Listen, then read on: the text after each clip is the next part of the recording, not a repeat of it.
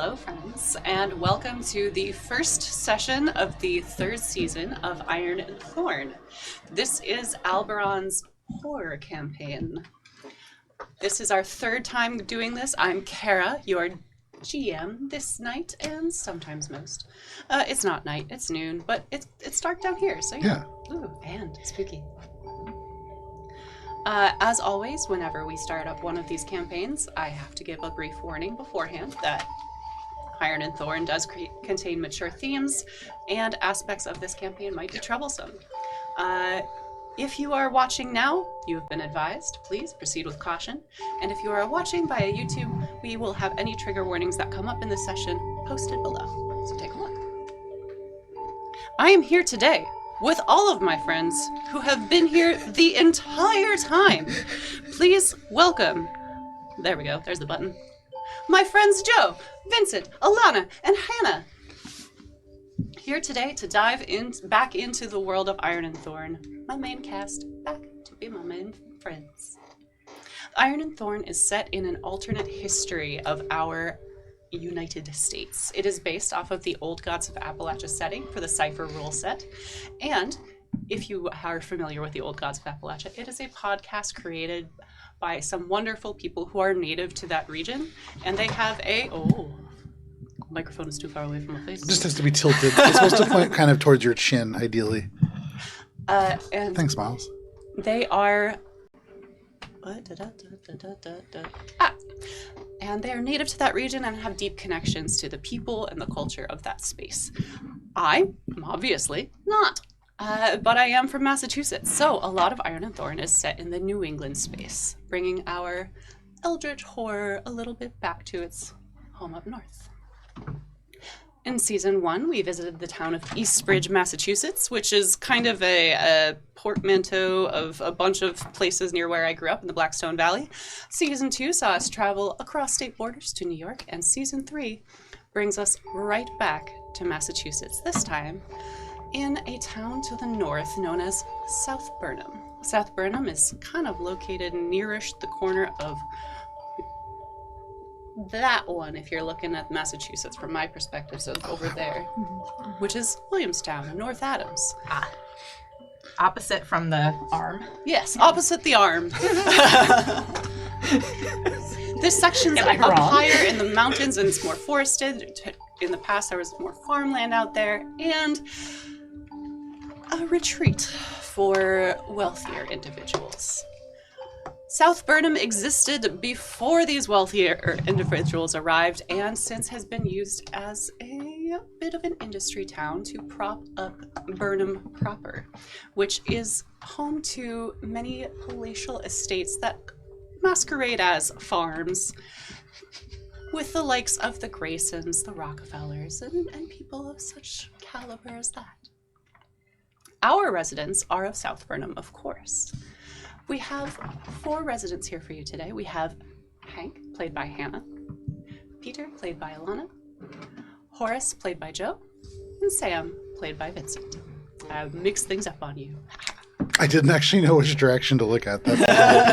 Can you pan that camera just a little bit in this direction? Oh boy, I will try. I sat there on Friday and like I hit Other that direction. camera like 3 different times. Perfect. Yeah. Thank you.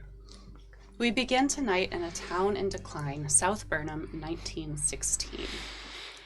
At the heart of this town is a toy company known as the Twin Dove Toy Company. This toy company has a wonderful storied past within the wider doll-making hobby. It was started by a French woman at her table where she just made dolls for the community and children, and very wholesome. And eventually, people took her designs in 1886 and started the Twin Dove Toy Company, a name that I now regret creating because that is going to be hard to say in succession. We have some employees present from the Twin Dove. Oh, good God! Which are the Just Twin? call it Twin Dove. Twin Dove. Yes, I could. You're welcome.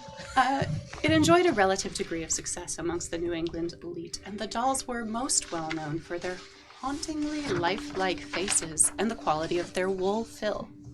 Due to the cost of production, the company saw a decline in profits in the early start of the 1900s.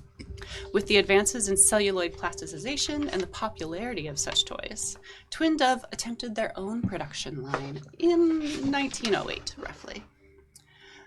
These dolls were known as Sparrow Babies and were lower cost, and despite the cost of building a new production line, helped boost the company's profits. Tragically, however, storage of the celluloid was not up to standard, and the entire line was destroyed in a fire in 1911. For those of you with the South Burnham town map in front of you, we will have yours visible on Instagram at AlberonRPG if people want to upload the document that I send into the chat later today. Also, God, just take some pictures because we should do that too. They could take pictures. We will have a bigger one visible for the combat cam next session because I never made my way to a large format printer this week. Ma'am is okay. It's like you are moving your entire household in the midst of two of the largest snowstorms in the last decade. Oh God, it was so good. How dare you? How dare I? Today, production has slowed and rumors abound that the Twin Dove Company is liquidating its assets. Bisque dolls are no longer the standard, and the old molded cloth dolls are being produced more frequently. Neither have sold particularly well, and most employees have moved on to greener employment, taking with them the population of South Burnham. There is little hope in a failing economy, and a bit more cranky attitudes have cropped up. In order to escape the, frankly bleak outlook that life has provided for them, there is a wonderful warm hearth known as the Bonfire, or the Merchant Tavern if you're a nerd. The Bonfire is run by a welcoming and wise and, may I say, beloved bartender known as Sam Bronfall, and that's to whom we start this evening. Sam, would you please describe your character? Sure. So Sam is a Massachusetts native. He, you see him wearing just an apron and a button-up plaid shirt as he is drying off some glasses behind the bar. I guess Did the you want bartender anything else? towel. The bartender towel. It's part of every NPC's idle animation. You know, it's part of every real life NPC as idle animation as well. It just kind of makes it look good. Yeah. You're always cleaning. Sam, we've come to the end of a pretty typical day of work. Your bar was full. It's about 1 a.m. and the standard people that help close your bar are here. At the door, basically asleep on his stool, is Michael Quinn, your friend and hunting buddy. In his little corner, you find Peter. Last name. Peter never says his last name. He never says his last name. We don't know. No. But indeed, kind of hunched over at his little table with the booth, the leather seeing better days, as it's been in use quite frequently recently. Hunched over a sketchbook. Describe your character, please, Alanna. So Peter is a man clearly somewhere in his 40s. His hair is kind of thinning. It's got some gray streaks in it. But when he looks up, there's still a lot of life and fire in his face. He likes to wear relatively dapper clothing, but it's very mended at this point. And always has his little bag with a rolled up set of painting and drawing supplies, a little notebook, and you know that there's some sort of pouch in there that whenever he takes it out, it kind of smells a little funny, but it's always on his person, especially when he's just going around talking to random things in the alley. Random things? Mm-hmm. He said what he said. And indeed, that is generally Hank's reaction to Peter. He's a weird little dude. Generally harmless, I guess, but he does sometimes talk to things in the alley, and that rubs you the wrong way. You haven't quite called him out for a fight yet, but you're kind of itching to do it. Maybe tonight's the night, Hank. And as we see you kind of bristling in the corner, arms crossed, drink almost empty, and a mist outside that's not particularly calling you home. Would you please describe your character, Hank?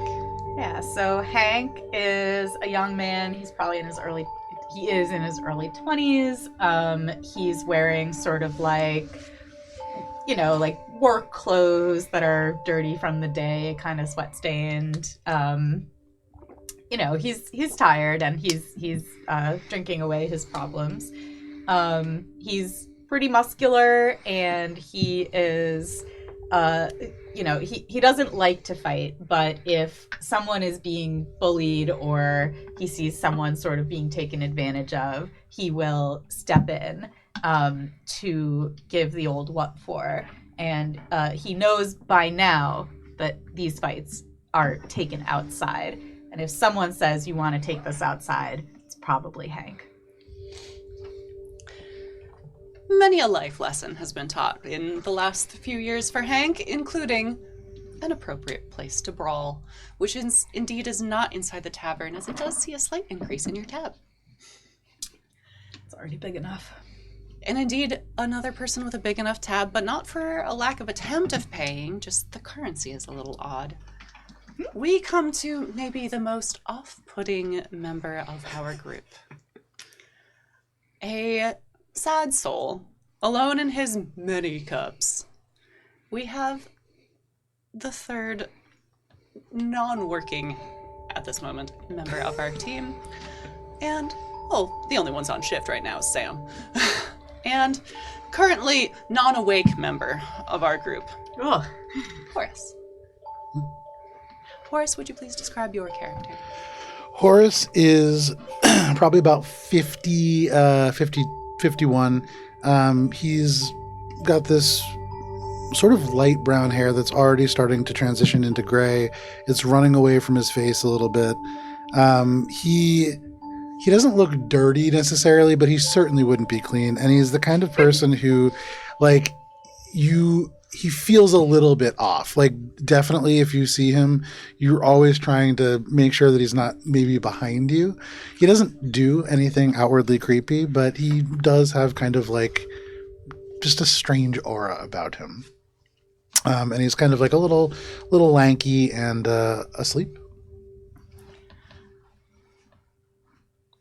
The interior of the bonfire is dated, with peeling wallpaper and flooring that allows spills to take care of themselves. A cracked mirror hangs on one wall, and hunting trophies of varying levels of taxidermy skill adorn the other. The bar itself is worn smooth and slightly angled, but most patrons know to use the various paper coasters available around the establishment, lest the drink meet the floor. Sam, you've been here since 1906. And while the rest of the party has been in South Burnham this entire time, none have made better connections than you. One thing we forgot to mention was the descriptor of our characters, as an important part of Cypher. Each Cypher character, when made, gets certain adjectives and phrases associated with their classes, which help determine their skills and progression. In just around the table, starting with the one passed out at the bar, Horace, please read off your little descriptor. The full thing? Yeah. I am Horace Hargrove, an eerie sage who can make powerful objects. Very excited to hear Horace talk on the regular. Really good. It's a great voice. Vincent. I am Sam Bronfall, beloved explorer who shoots sharp and straight.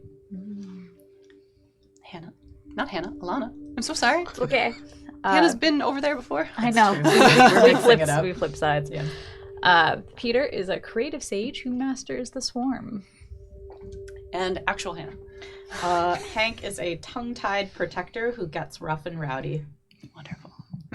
As you might have noticed, we have some ready to go and maybe a little bit rough around the edges characters this season. What that will reap for us, we will find out. That's a lot. Also, as you watch with us, you will note that we still have the wheel and the woe buttons active. Wheel and woe for Cypher functions a little bit differently. They have a mechanical advantage. By wheeling the characters, you give them a free player intrusion that they do not need to spend XP for. And by woeing the characters, you give me a free intrusion that I do not have to give XP for. Oh no. Talon, I am counting on you. Talon already received a wheel from Olive. There we Hell go. yeah. Thank you, Boo Boo. So you all may decide who gets that. If you wheel specific characters, they get the specific player intrusion. Can we make it a game time decision if someone's like, I want to do the thing, can I grab the wheel? Of course, you just bank it. Do we have like a central wheel bank? If you would like to have a wheel bank, Hell go yeah, for it. This corpse is our first wheel. No, that bodes well. That's about right. That's about right. I mean, I'm open to other things, but those are the tokens I have around me, so. In the past few weeks, more and more people have been leaving South Burnham in various states. There's been an uptick in some more violent deaths, a fact that has not eluded any of you, as you're a little bit more alert on your way home and looking to protect those important to you, even if that's just yourself. Peter, you've noticed a lot of your friends as well have experienced similar violent ends, both the big and the small.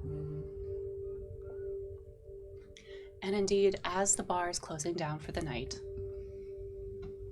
one of this group's friends, Hugh Murray, an older Irish gentleman, most friendly with Hank, but also familiar to Sam, and you know of him, other two, stands up for the night, passes you his glass, Sam, and says, "Well, I'd hoped, that the lad would take himself home sooner rather than later, but I'm done for the night, and I've got a long drive tomorrow, so your tab's all set with us, and we'll have your shipment ready next morning.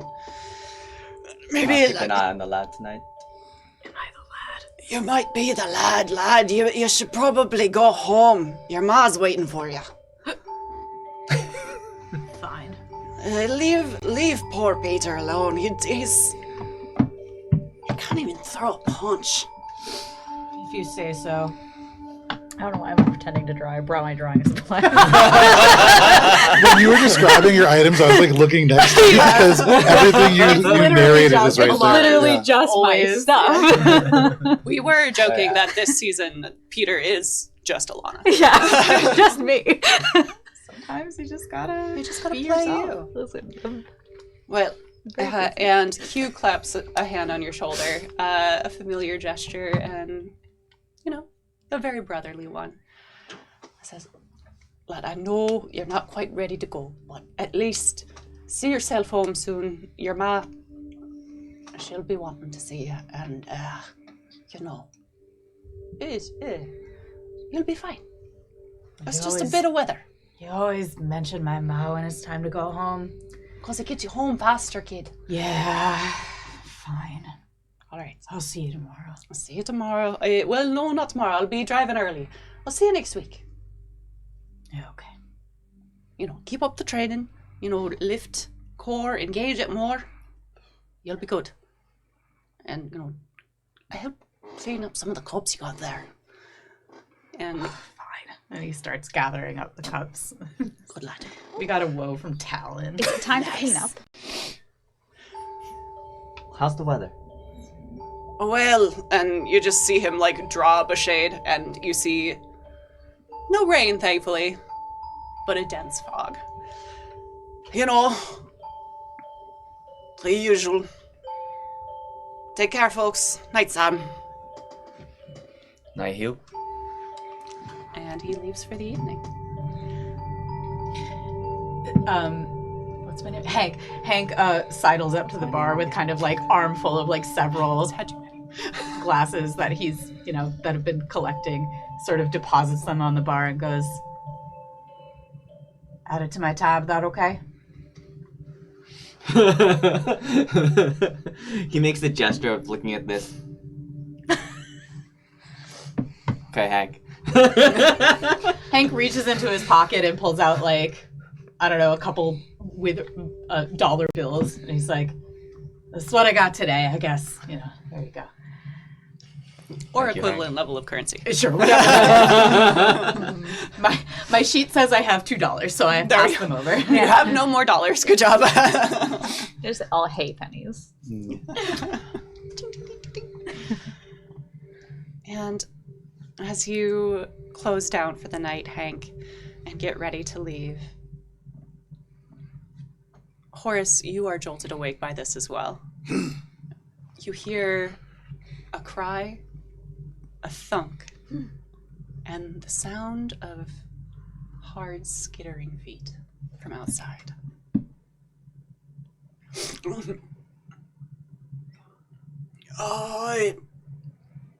Michael Quinn just kind of jolts awake a little bit. I was not awake. I was not asleep. I've been awake the whole time. You were asleep, Michael. Time to clear out. I'm going to. If you're in here, who's outside? I'm gonna go look out the back door really quick. Sounds good. Yeah, I'll come with if that's okay. Did noise come from the back? No, it came from the front. Oh, Oh. I run out the front and take a look. Yeah, he's usually outside when I hear that. And the two, and are you still going out the back? Oh, if it's actually coming from the front, then it would be the front. I just All right. assumed it was the back. was for that? No reason. Almost I'll go out front immediately. too, but Hank is not happy about it. Almost immediately, as soon as he wakes up, like very quiet, Horace just tries to just melt into the background, but we'll be watching everything that happens. Hank has slipped on his brass knuckles. And I grab the bat from behind the bar. Well armed and well alert and well hidden. I have a specialized skill in sneaking. He does. Hank's like, where did that guy go? The five of you make for the front door. The street is clear, save for a pool of dark growing moisture. And I would love for people to just give me a little intellect check to see what you can see. And I will say this is a difficulty 4, which means you would need to get a 12 or higher. Would So this with- count as perception? It is perception. With edge of 3, does that make it a difficulty 1? It does. Nice. Sweet. No. Oh, pass. You can spend a level of effort, which costs 3 pool points, which Right. is reduced by edge to 0. That will ease it by 1. Okay, so just ease it by 1. Yeah. Gotcha. Yeah. This is why we have the people's lawyer here. I just write the games. We're all still like getting reacquainted with the rules. Yeah. Yeah, gives a few minutes. Does my skill in tracking aid in whatever this check? Not tracking yet. Okay. Cool. I passed with a 12 and it was eased for me. I barely pass, but I pass. Great. That's all we care about. And that was nothing spent, nothing gained, yes? Yeah. All right. Most of you, except for Horace, who on the lankier side and also not at the door, doesn't quite see what's going on. I'm watching them. You're not watching what's them. going You on. see them just fine. Yeah. They are easy to spot. The rest of you, Michael Quinn does not see this. He's too busy looking at the growing pool. Do note that this pool is spreading, not increasing in volume, and it has a reddish tint. It's an amount that is concerning. And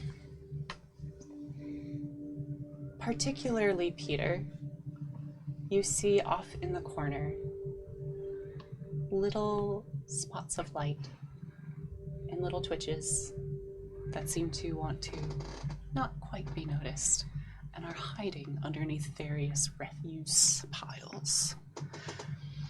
And Hank, how much did you say you passed by? Or just barely? Oh, I'm sorry. I passed by 3. Hank, a shadow in the mist. One that's disturbingly familiar. And unfortunately, no sign of Hugh. And that voice did sort of sound like Hugh. Hank is gripping his brass knuckles like white knuckle kind of thing. Stands his ground, but you can see fear in his eyes. Peter will kind of like slip under people and shuffle towards the alley with his little bag and just be like, oh. Is my gun behind the bar? Your gun is where you put it. Okay. Would your gun be behind the bar? Yeah.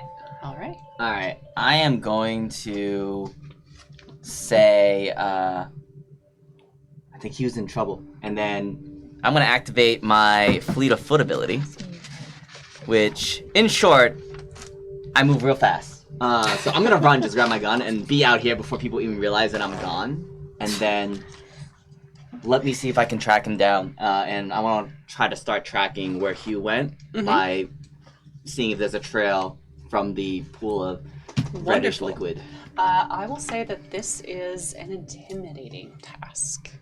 This will be a level 6.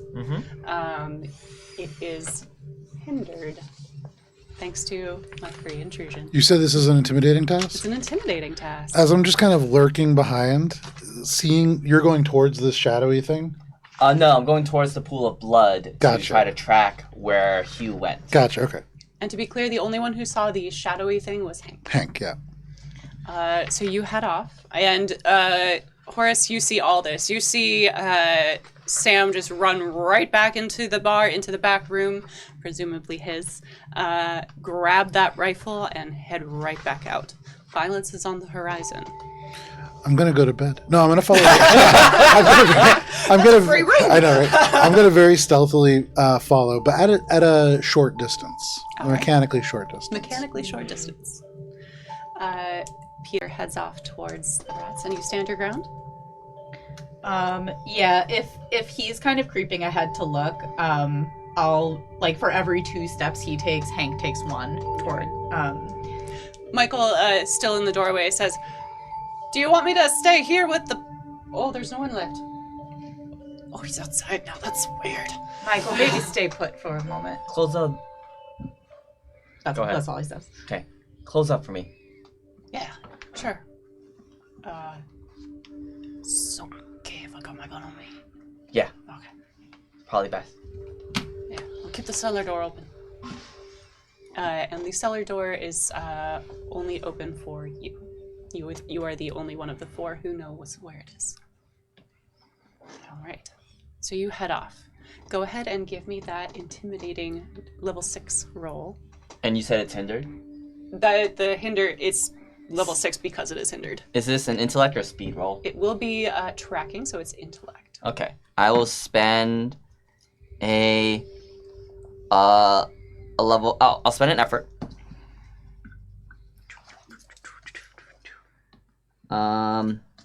To ease it, and I'm trained so that eases it again. And can I ask for help? Maybe, like, thematically say, does anyone else see any other trails of blood?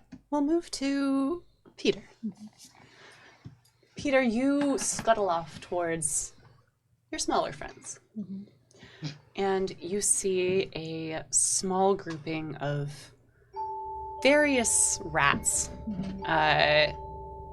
in various little hiding places, some under some old newspaper, a few in some trash bins, and you see one with like a old moldy piece of bread and just like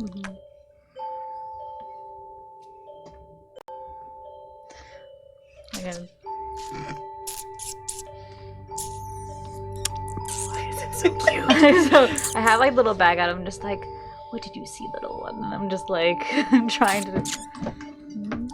gonna try to interpret what the rat is telling me using nothing except my intuition.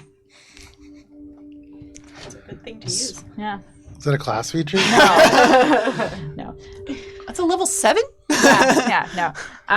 So that'd be 21 if you want to roll for it. Yeah. Does your dice have like a stapled face attitude? You know, I could. No, hold on. I do believe at this point the only things I could do, is have them respond. Okay, what I will do, truly, is I'm going to like look amongst them and see if any of them are visibly hurt. Just roll a flat 20 for me. Flat 20. Okay. The GM does not roll in Cypher, so I don't have any dice ready. Terribly. 3. 3. Great. None seem incredibly injured, but there is one that is a bit bloody. It doesn't appear to be from a wound. It seems like it might have gotten caught in some splatter. Okay. So, from the alley, you just hear, something has been by. And you see the rats kind of scatter a little bit. Did you say that to like everybody? You called it out? Or? Yeah, I'll take a little bit of like random scratch from my bag and just kind of throw it into the alley for them. Is that at all helpful or an asset to my tracking test? Nope. Alright, you want me to roll now? Yeah. Okay. I don't Sorry, go know ahead. how to command these rats. I forget. All right. Is helping a thing? Like a help action Yeah. thing? Can I help because I'm trained in perception? So Hank finally musters the courage to creep up behind you, and he's looking and pointing stuff out as you're... Oh. And you point out the general direction in which you saw the shadow. Okay, because she's trained in perception. That eases by 2 steps. So now, Reasonable. reasonable. So difficulty 2. I rolled a 16. Very nice. I am very worried You are worried. about my friend Hugh. You're very worried. So it eased it by It 2, is and a you spent foggy spent night. stuff to. Yeah, I spent a level of effort. I'm With trained in that, tracking 2 gotcha. levels of help. So you this are- was difficulty 2. And you succeed by a whole 10, which Yep. is a good thing. Succeeding by a certain level over can potentially net you bonuses. And while you should be worried about your friend Hugh, that is a worrisome amount of blood. And with the disappearances lately, you may have come closer than you ever thought you would to finding this culprit. As indeed you look off in the distance, and you see what startled Hank. Something moving off and up the street. No footsteps of blood, no sign of someone limping away in hurt and in a bad way, needing assistance. But drips and drops of blood leading up the path. It's as if something were being carried. And you have a direction. So if you look at your maps, you see where the Merchant Tavern is located. Apologies for how small the typeface is. It's good. Merchant Tavern. What It is in district the are we market district. Ah, here it is. Over here. So you see this figure headed off towards the west, down towards the ruins. How far is he from me? So toward the factory? Sorry. I would say that's a long distance away. While we're walking, Hank pulls out his scarf, Cypher, wraps it around his neck and whispers, "Hold scratch, protect me." And that does things. How fast is he moving? Like, if we keep like running or moving at a hastened pace, do we think that we can catch up? From the pace that you seem to think the figure is moving, you could potentially catch up if you run. If they don't hear you. Because if it were me, and I heard someone running behind me, I would also want to run. I whisper to people, I think I see someone carrying you. And then I'm gonna, like, I guess, try to follow, but I guess not. Sneakily. Sneakily, I guess. Yeah, follow, Quick and sneakily. Follow so that you are not detected. You're going to sneak, Yeah, as how it fast were. can they be going? They're carrying a dude. And Hank's gonna say, I don't think we should sneak. We need to just run. We need to help him. And I'm sorry, but Hank's gonna take off running. Hank tanks off All right. running.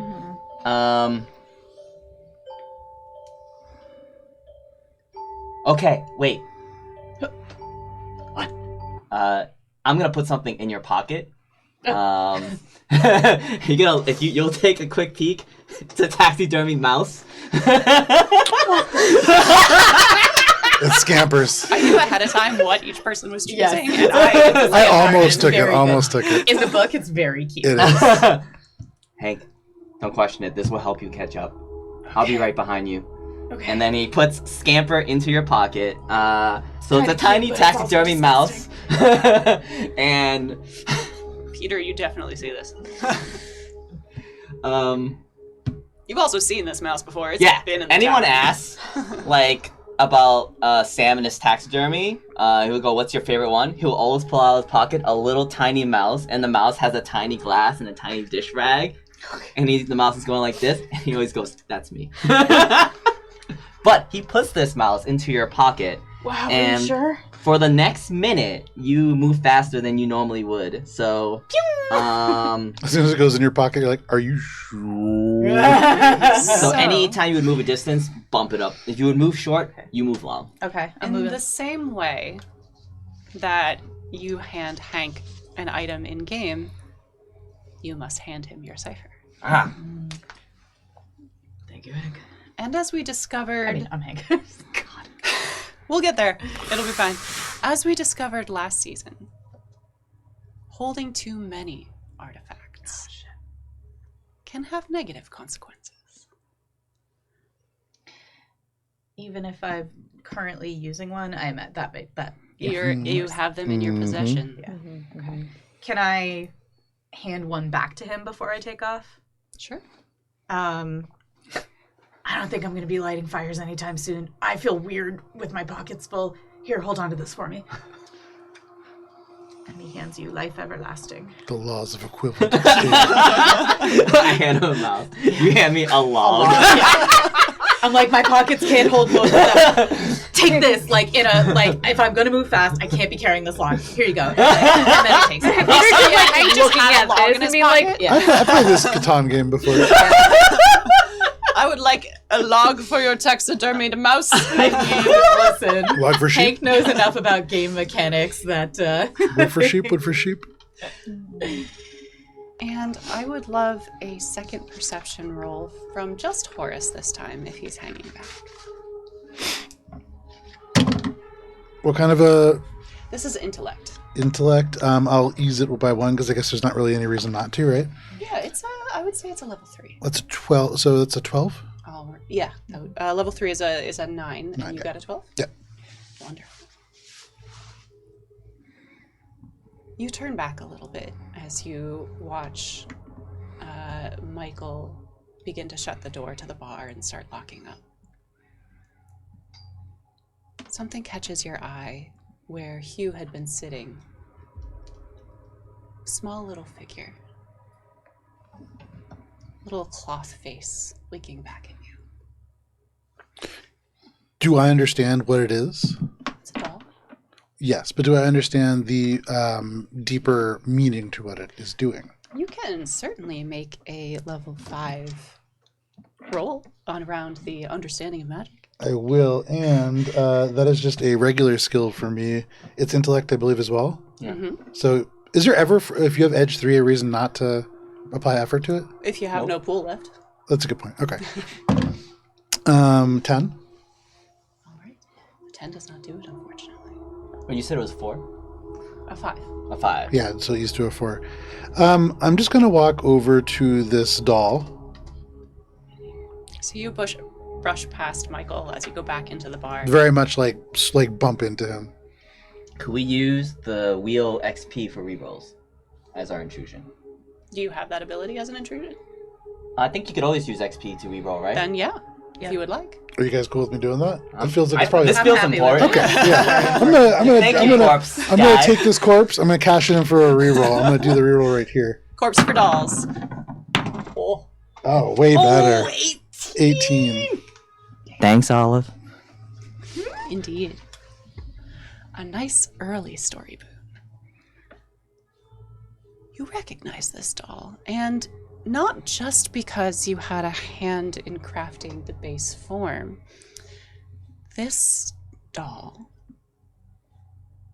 has a weathered jacket, an old hat, the beginnings of a little bit of facial hair, and I think this is the first time that you've noticed one of the dolls that you've made resemble someone outside of the factory.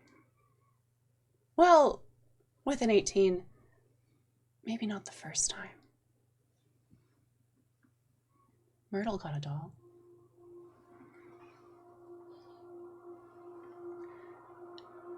And you wonder what involvement Hugh might have had with your employers. I turn and I follow much faster now. All right. So everyone is like bolting down after something I've not seen. Mhm. So, are any rats still within like a close distance? Yeah, sure. All right. I'm going to spend First food. 2 intellect points to activate Control Swarm. Mhm. So I can telepathically command them for 10 minutes. I'm just going to ask them to follow us through the alleys and like basically pull up behind us in case things go terribly wrong as we're all running off into the dark after something I have no idea what it is. You've got a rear guard. Yeah. And then I will take up the rear with my rear guard. Incredible. This is a horror campaign. And you do so.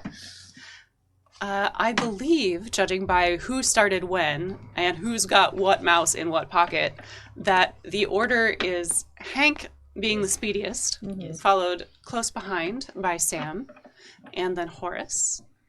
And bringing up, not quite the rear, but almost the rear, is Peter and Peter's rats.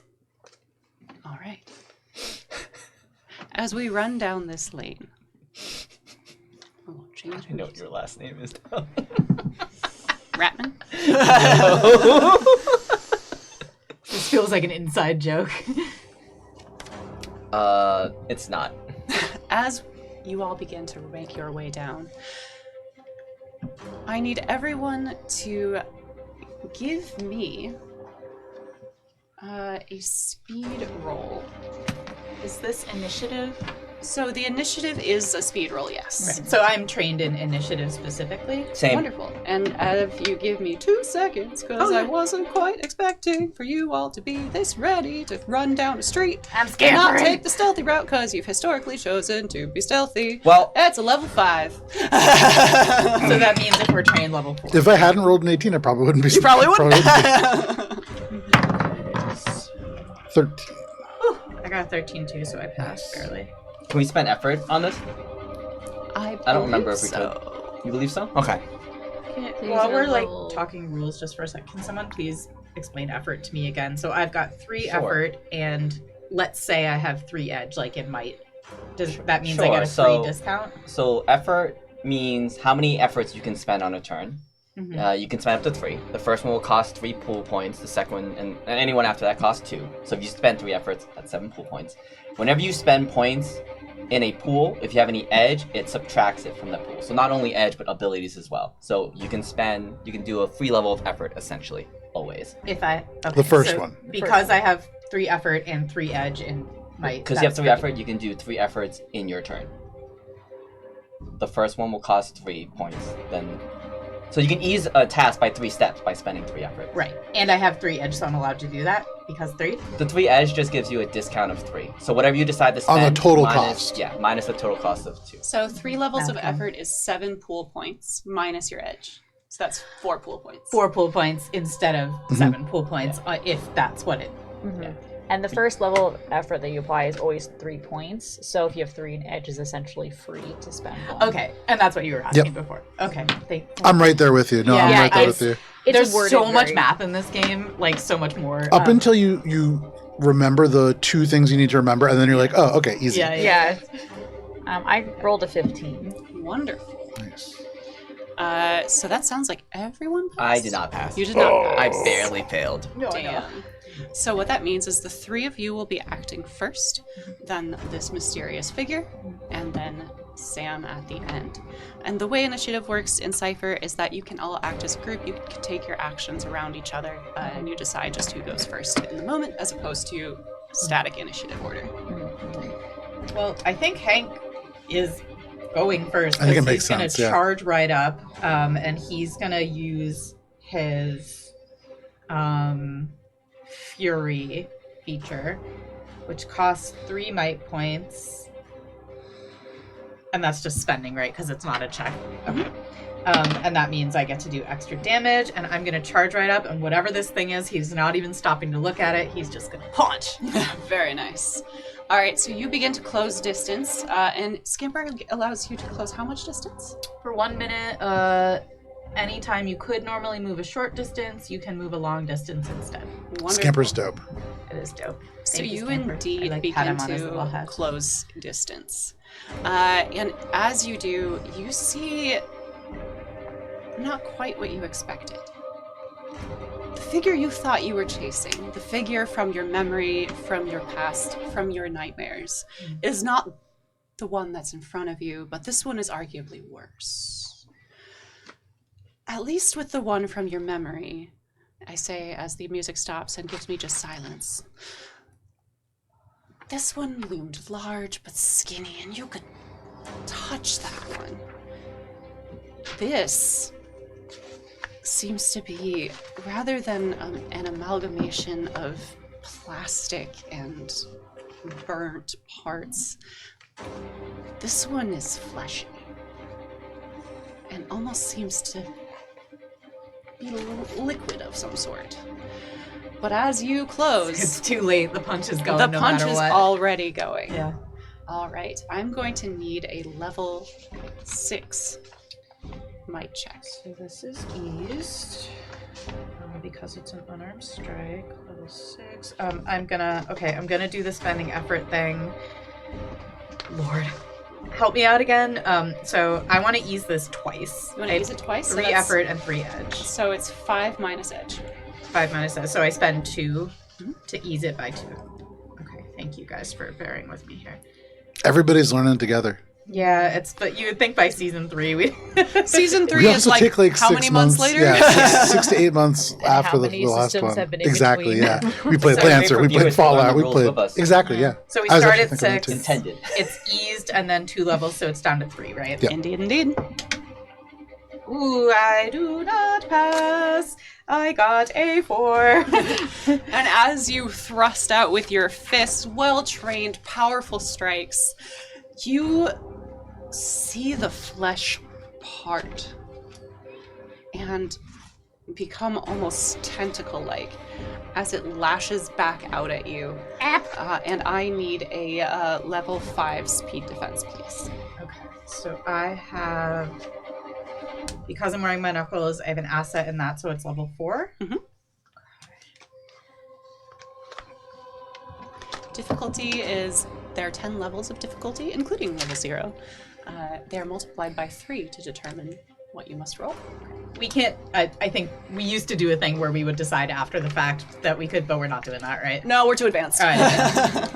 I failed by 1 level. Damn. You take 5 points of damage, starting with your might pool. Okay, now I have armor of 1, so does that mean it's 4? Mhm. Okay. What if I don't want to? Tough cookies. Tough Tough cookies. Should have chosen a different setting. It's a great joke, Cara. It's a great joke. I said, oh wait, I'm wearing armor of old scratch, so it absorbs 5 of that. It absorbs all of it. There you go. Very And I have 3 left. Very nice. All right. Horace or Peter, you guys doing anything this round? Yeah. Do you want to go or?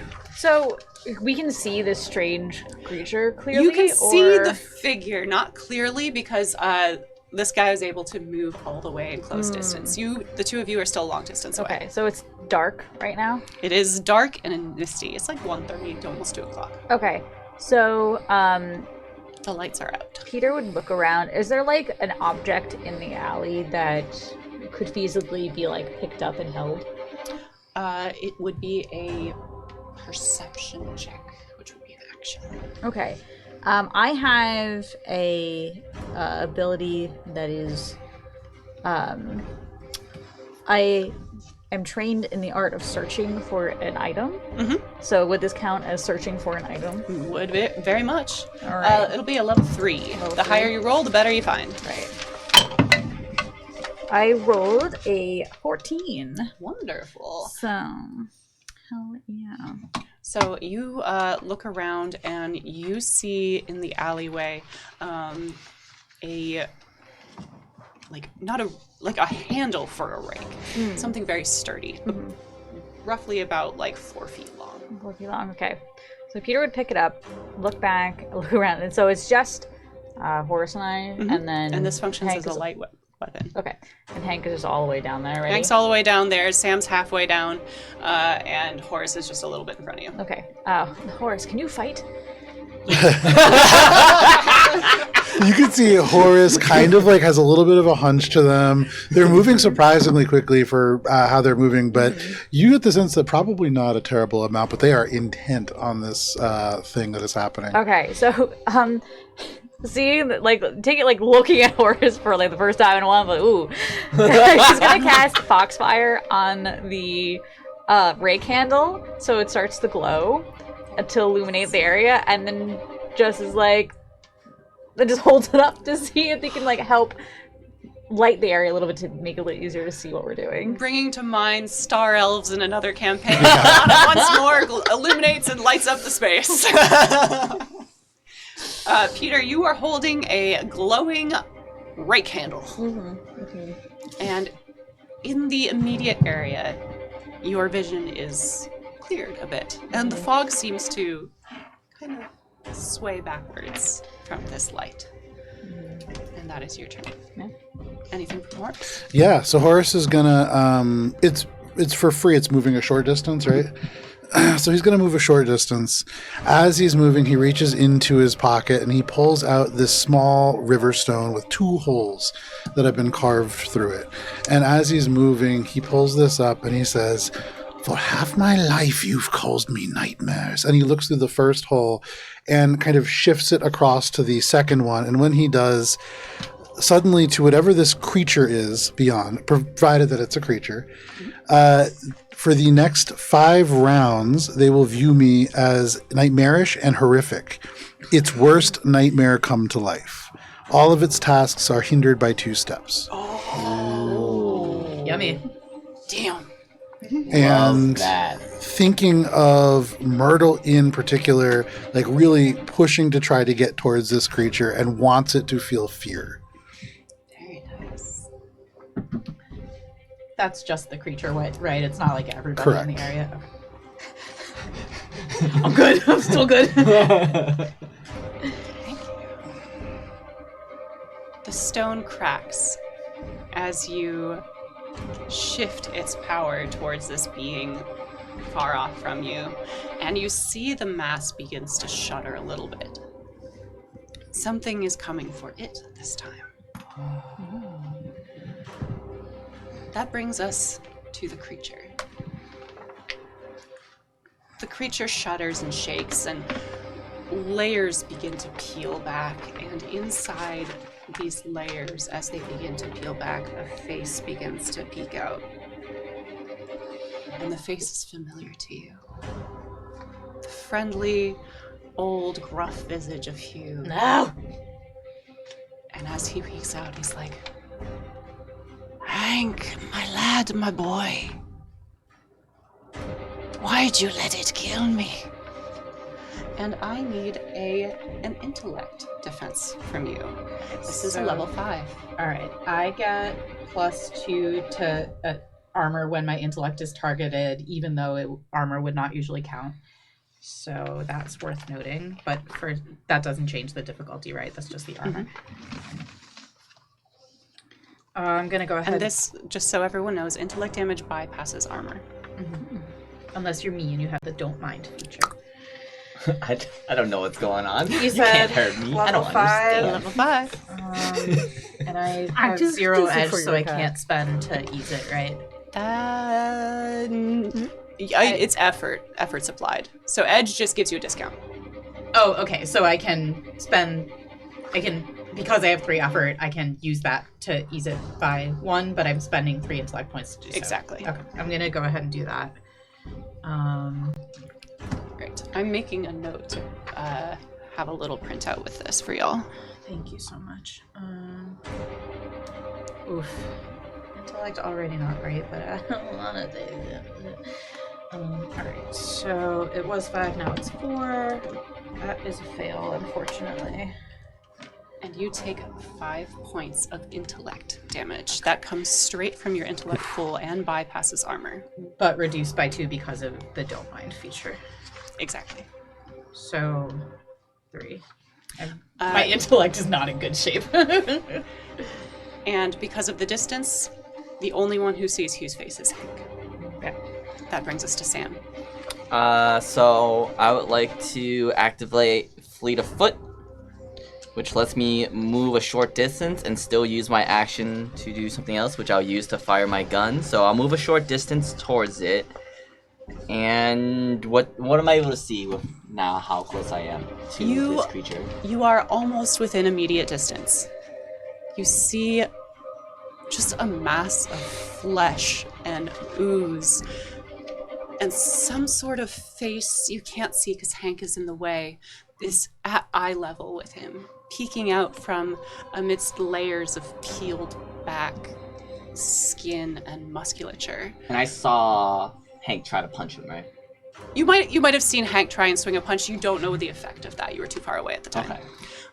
But as you come in, you see some of the flailing flesh reaches towards Hank. What do you do?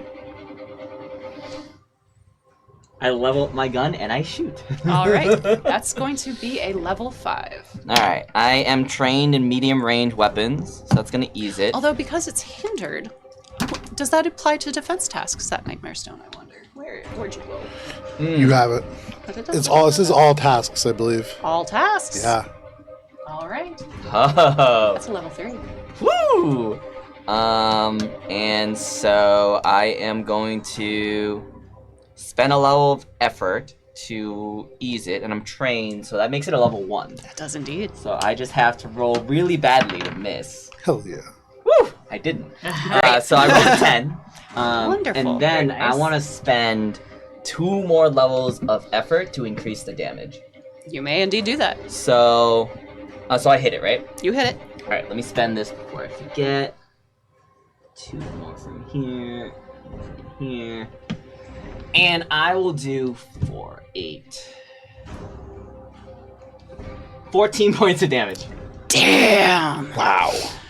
A I'm a good shot. powerful blast rockets past your ear, Hank, and you watch as the visage of Hugh becomes spattered with viscera, and the arms and legs and vaguely appendage-shaped features of this beast just explode off. Its bulk is reduced, and you hear from deep within and what seems to be the earth from a distance a screech. Something high-pitched and causes a little bit of a stutter from the two of you. But as you two approach, maybe you'll hear it too. That brings us back to the top of the initiative order. Hank, you're closest. Would you like to go first? I think, quick question, would the armor have absorbed intellect damage as well? Nope, bypasses the armor. Okay. Let me recalculate here then. That's horrible. How dare you? Recalculating. Almost as if we're all tier 3 this season to start. While you're looking that up, if you want, I think most of my turn. Most of my turn is just going to be meant getting closer. How far away am I currently? You're a little bit over a short distance, so yeah, within short distance. Oh, so with just like regular movement, I could get within maybe touching range of our really dumb-looking friend over You here? could get almost within touching range. Okay. I'm so much dumber than I was like a couple minutes ago. So it's less that you're dumber and more that just you had your bell rung from within inside the bell. Yes, it's concussion. I'm going to use my full turn to get into like close range. Wonderful. And then that way next turn I'll be able to do something to help. All right, you come to a stop in front of this mass. And that's the best way to describe it. Bits and pieces of its viscera are laying around, and I would actually say, for free, all of you who are within, unless we want to wait till you get within distance. We'll wait till you get within distance, and then we'll call for that roll. Yeah. So, is it kind of crowded now around the weird mass? It's getting crowded. Okay, so the mass itself is wide. Okay.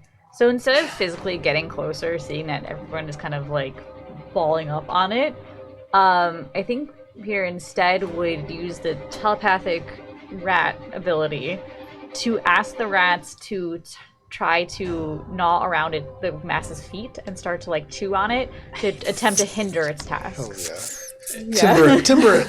Yeah.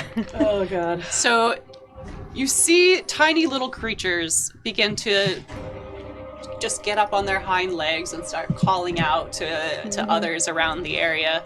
And for those of you in immediate contact with this beast, you see rodents and creatures of trash and alley and night just begin to swarm out from the corners. There's a possum over there, and just begin with their tiny needle-like teeth to just start to gnaw away at this thing. Just So Peter just like has like little bead and goes, "My friends, please help us." There's just a Are you glowing doing that out loud? Yeah. Okay. Peter's just going to the weirdest rave on earth. Listen, you're not the only one socially inept in this group. There you go. Yeah, this is great. All right. And now, for free, I would like everyone to give me a perception check, intellect. This is a level 5, hindered by 3 now, so that makes it a level 2. Now, Alright, I will spend a I'll free... ease it by 1 for free. I Yeah. also get to use it. So 19. it's level 1. Yes. 19 is real good. I rolled a 3, but You but just I got it. Yeah. So, it's traumatized. It's fine. by default, Very. it's level 1 right now because of the hindrance, or is it level 2 No, by it's the level hindrance? It's level 2. And then it was eased if I used the... Yeah, so I missed it. I am too involved in You're far my away. weird It's rage. fine. You're just waving a stick and calling your friends. It's Yeah. fine. I need to hit 6, but I got 18. Wonderful. So, especially the two of you, and you kind of have a vague sense of it happening, but you are so focused on just staying up at this point that it doesn't really register right now. Doing It this. might later. Yeah, you got the weakened Final Fantasy animation Yeah, going. 100 The two of you notice that as pieces begin to kind of fall off and twitch, despite no hit having happened since the rifle, more pieces have begun to fall off. And as you watch these gloops and globs shudder independently of the mass and are beginning to inch away. Are they all going in the same direction? Roughly. Yeah. Okay. In the direction that screech came from? Indeed. They're escaping. Can I take my turn? You may indeed take your turn. Okay. Another quick question, sorry. Have at. If I have an ability, so I have might edge of 3, I have an ability that costs 3. Is it free? Yes. Thank you. Redo some math here. Do. You can never gain if If the ability costs less, you don't gain pullback though. But it No, but I don't lowers to spend it. 0.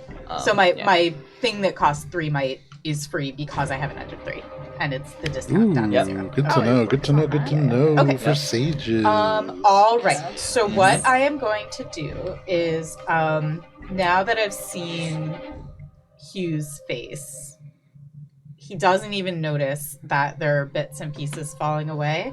He's going to use unarmed tackle to, and he's basically, the flavor of what's happening is he's trying to tackle Hugh to the ground and claw away. Like, he thinks that Hugh is, like, in there, and he's trying to claw away. Mechanically, what's happening is if I hit, I knock him prone and also get to apply the damage. Wonderful.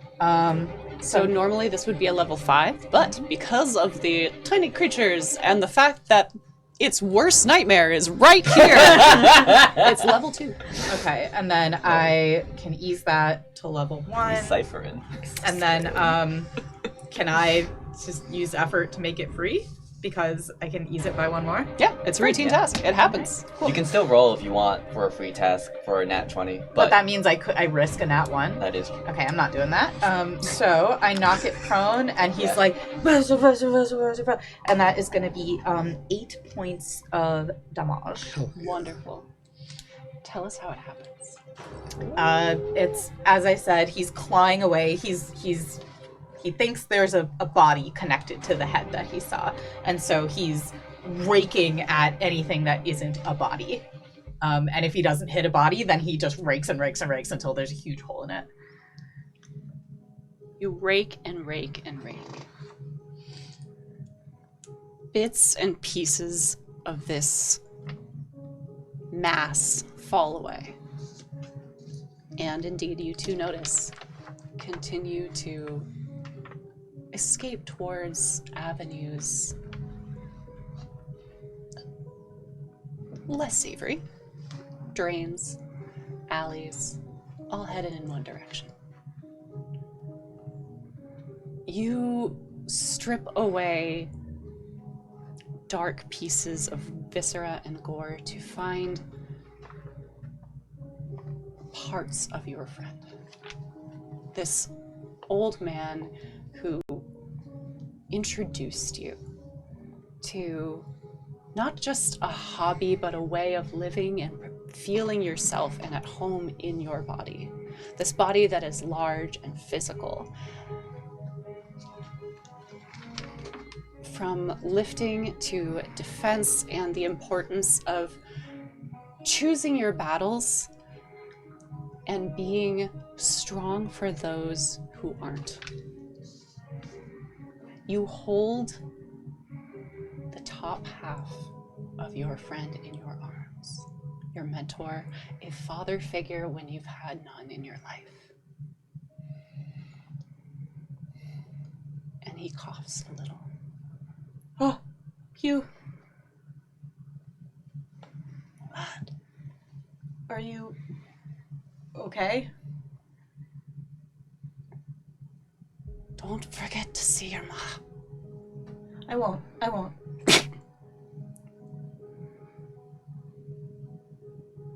Don't go. And you watch as the light in his eyes fade. In your arms, the mentor you failed to protect.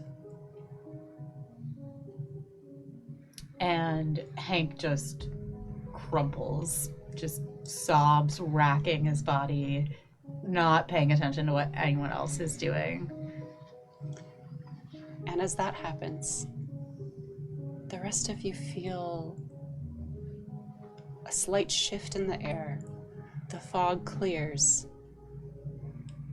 and a screeching, angry rumble from off in the distance. What that means you don't know, but something is coming. And this is where we're going to take our break. See you soon. Bye.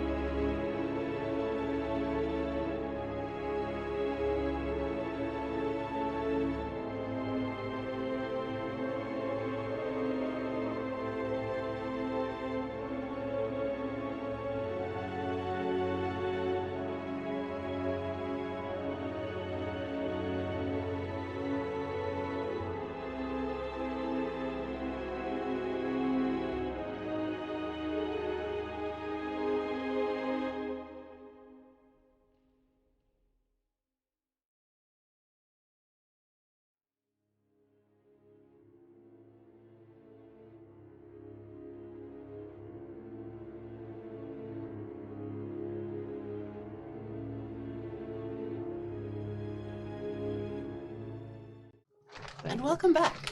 Oh, hello. Hello. We're all here. And now you are too. Straight I'm so sorry that you're a part of this. Oh, We're playing Cypher using the Old Gods of Appalachia Ruleset, and this is Iron and Thorn, our special horror campaign. and I am horrified. And you are horrified, as you should be, Hank, holding just the top half of your beloved mentor whom you failed to save. Thank you. You're welcome. Enjoy that XP. I will. Just like real life, XP costs something. We lose. We progress. In this moment, as the blood-curdling scream is still kind of echoing in the distance, and I can see half of Hank being held in this Have a few person's being held by arms, Hank. I kind of Still whole. I find myself at a crossroads where everything in Horace's body wants to go towards this blood-curdling scream. But I'm turning over here and I'm looking and I'm seeing this person who is hurting. And as much fury as there is in Horace, he takes a deep breath. And like in the quiet, in the shadows, mechanically a short distance away, but as far away as I can, I'm going to pull out this small doll. And it has a head that is made out of like a carved dried apple. And it looks vaguely like Hugh. Is it? The old guy or No, you. Hank? Sorry, I got the two confused in my mind. They are both four-letter names. And he's going to hold it, and just very quietly in the shadows, he is going to say, "It will all be okay. It's hard now, but we'll get through it." And he's going to rock this doll and use this cipher. You feel suddenly soothed and cared for and loved, and for a number of hours equal to the cipher level, which is 4, your intellect defense tasks are eased by just a single step. What if they're already? That's like another step. Yeah. 2 steps. 2 steps this time. And he sniffles, and you see his body relax. He's still crying, but it's not like as vigorous. And it's very quiet. I would say like nobody hears it, but if you look, you would see like from the light that is being cast by, we have street lamps, right? No, but you do have a rake Right, candle. we have the street candle. Rake lamp. You would just see like the one eye of Horace just staring intently and just rocking this little doll and just whispering to himself. The strangeness of that absolutely kind of pulls Hank's attention, awareness away from just the single focus. The calming aspect of whatever is happening to you. It's comforting in a way that feels unnatural right now. It's not unpleasant, just odd. How doll? At this point, now that his attention has been sort of drawn to his surroundings, Hank would like to take an action to use a recovery roll, if that's all right. Wonderful. Add a +1 to your recovery roll. What are the rest of you doing? So we know that. Did we all see the little bits and pieces go off into like the weird sewers and such? Or You was two that did not. just- okay. That was Horace and Sam. Okay, I just wanted to make sure. So, Go ahead. okay, yeah, no. So I think here at this point would put the stick, like lean it against the alleyway. Unsure what to do with the sobbing Hank, would instead just start, I guess just looking around the alleyway to try to figure out if there are any, like,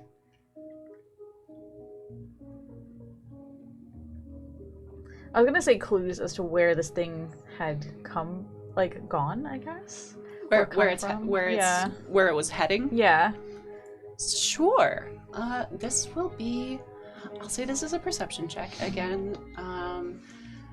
Level 5, but you hindered it, so we'll go to level 2. Level 2? Okay. Oh, no.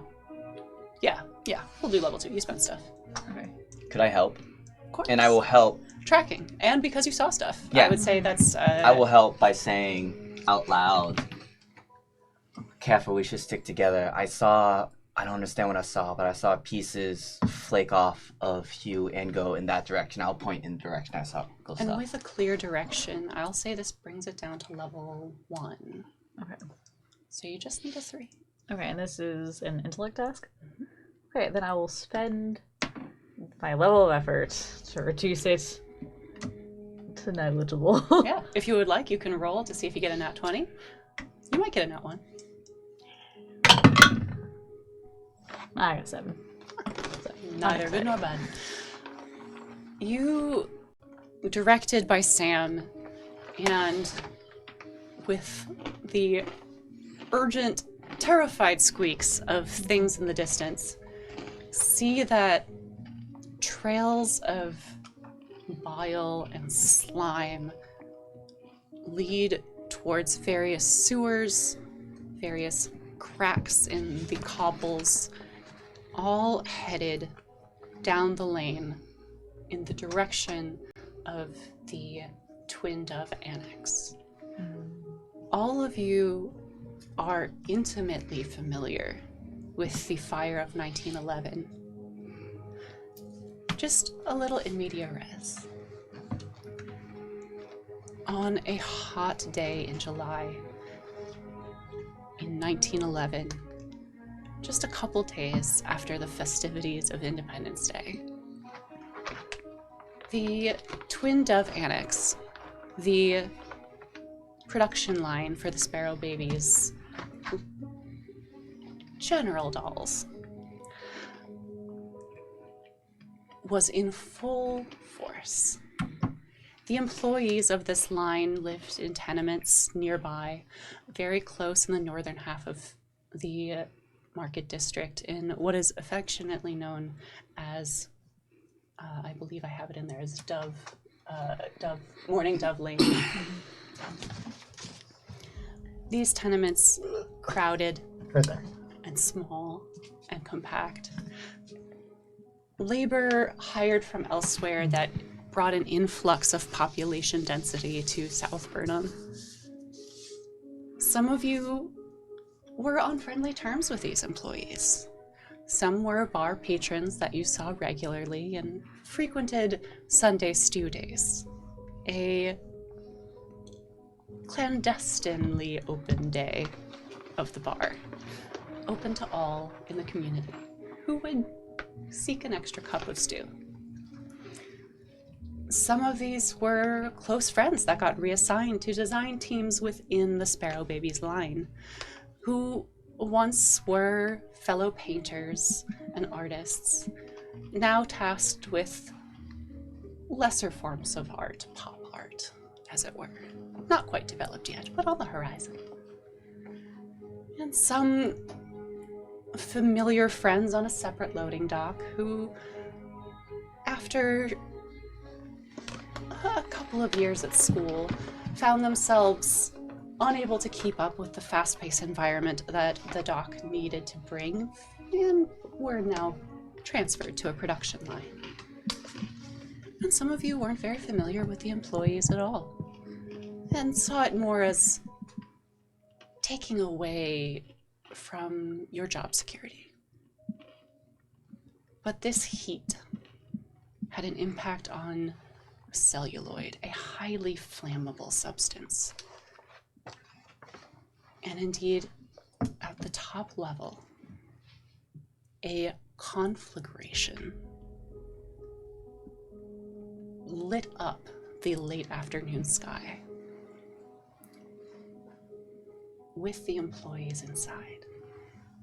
And in one swift instant, the people of South Burnham, its population, decimated as warped doors were unable to be opened. And indeed, fire exits not really in existence. The screams could be heard from the merchant tavern inside as Sam was getting ready to open doors for the day. From the loading dock, it echoed across the town. And from deep inside the artist's offices, pulling at your worst fears. And elsewhere in the town, another fire, gone unnoticed and unremarked, aside from a little subheading in the newspaper, but mostly noticed by her neighbor, as the house of Myrtle Braun also burned down that day.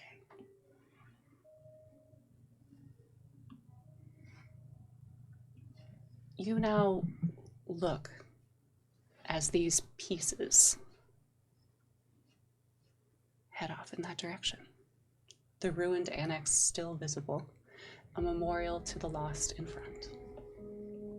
Sam. Are the pieces heading towards the annex or Myrtle's house? The annex. Although, if one looks as the crow flies, Myrtle's house is that same direction. That cursed place can't let any of us go, can it? While this is all happening, I think kind of holding this apple doll in one arm, just like a little baby, with his other hand, as a master crafter, and as a master crafter of magical and powerful objects. I think Horace, knowing that this thing is still here and real, I think there's a part of Horace that has always kind of hoped that maybe it wasn't. He is going to immediately start taking some elements of, as I do have one cipher's worth of materials in my bag, I'm going to begin to craft a cipher. I'm taking little bits of things from the woods. Things that traditionally would be like dried out herbs and sort of balls, though in Horace's hand they become a little bit darker. And I'm going to attempt to craft specifically, if I can, a witch ball of the wood. Wonderful. I will say, go ahead and roll. This is an intellect check around the crafting of magic. You can attempt to craft this cipher at a level of your choosing, and that will affect the difficulty roll. I'll attempt to craft it at level 5. All right. It is a level 5 difficulty. It will take some time for it to be ready. Yeah. And you can certainly begin work since you have the items. I'm going to, and should I attempt the check now? Yeah. So it's difficulty 5. I'm going to ease it by 1 for free, and then another by spending 2 intellect points, and then so that makes it now 3. Mm-hmm. And I'm specialized in crafting magical items. Does that do anything? That eases it again. So that's 2 now, correct? Mm-hmm. Okay. 2. Oh no! We hate that. If you would like. Oh. Yes. Uh-oh. I'll take it. Please don't kill another mentor. So in this moment, I think he is. There are a lot of them. Horace looks probably as he probably normally looks if you have perceived him at all. But he is furious and likely not going to sleep tonight and has a number of things that he wants to make now. And so whatever urge or thought might pop into his head, of course he would accept that. Fair enough. One for you, one for a friend. Give it to the person who probably needs it the most. Thank you. You hold these items, and as you begin to craft this witch ball, the herbs, dried, begin to crumble a little bit, and some of the fat that you use to kind of hold it all together just congeals and gets sticky. And a quiet rage begins to simmer below the surface. That anger, that helplessness, that feeling of powerlessness sinks back into your gut. You'll try again. And you will certainly craft something of power that will be helpful.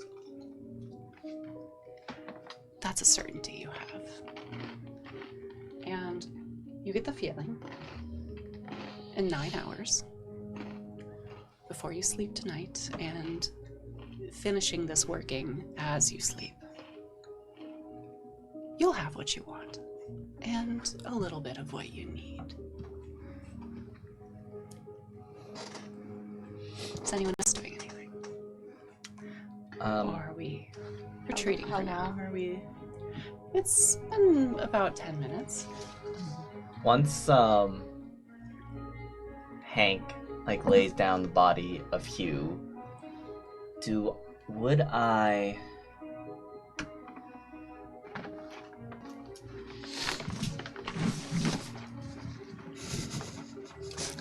Writing happens. Is anyone else doing anything? I don't think so. All right. How close right are we to my now. house? So your house is in Morning Devlin. So you're not far. Could I get there and back in these 10 minutes? Depends. Are you running?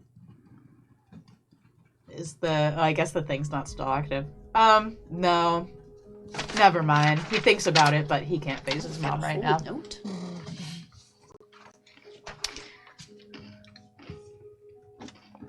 It would be in his lower pocket. So, I take it. pocket that's been digested. Oh, not a problem. Upper half. I think what Hank is doing is his emotion is sort of evolving from despair to rage. And whenever the group gets up and is ready to go, he's going to be ready to rock and roll because he's raging. You all watch as a bit uncomfortable. It's 1916. Mental health isn't the greatest. But you do watch this essentially boy to the rest of you sob, quieten a bit. And you don't get the sense that he is leveling out. Something's building, and indeed he begins to stand, and his fists clench. And all four of you, not quite alone, as there are some small creatures standing by. They're probably starting to go back to their normal lives. At Oh yeah, this point. you just got the two that were I'm a rat. carrying the rear guard. Yeah. The other ones are just off into the dark. Mechanically, Hank's fury ability is rolling. Wonderful. It's only a minute, but it's a good minute. Is there a trail for us to follow to continue hunting this There thing? is a visible trail, and it's been pointed out to all of you. Mm-hmm. You can choose to retreat and strategize, gather your strength before following this beast, or make your way and get your revenge. Hank visibly is on board for the last option, the making way and the getting revenge. He's not going anywhere, but he's like, "Are we going? We have to chase that thing down, right?"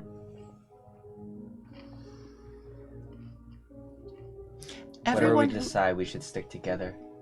It is a foggy night. anyone who would like to. This is a specific role.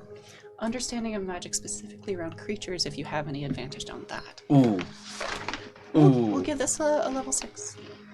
Nature of the beast. What does that do? What does that do, Vincent? What does it say? It just says, I'm trained in the lore of flesh-eating, non-humanoid creatures, recognizing them, knowing their weaknesses, and That knowing looks their non-humanoid. habits and behaviors. You're Enabler. trained in the lore of flesh-eating creatures? Who are you? Indeed. I'm a bartender. That ain't no bartender I've ever. Actually, it is. You're the only bartender I know. Never mind. Have the gummy That's about right. What would you like? the gummy bag. So what does that do for my task? You're trained. Wait. Train. Rules. Spend a level of effort. And what's the difficulty? Level 6, and I will say, Horace, you also have an asset in this. If you would like to roll. I reduce it down to 4. And I roll.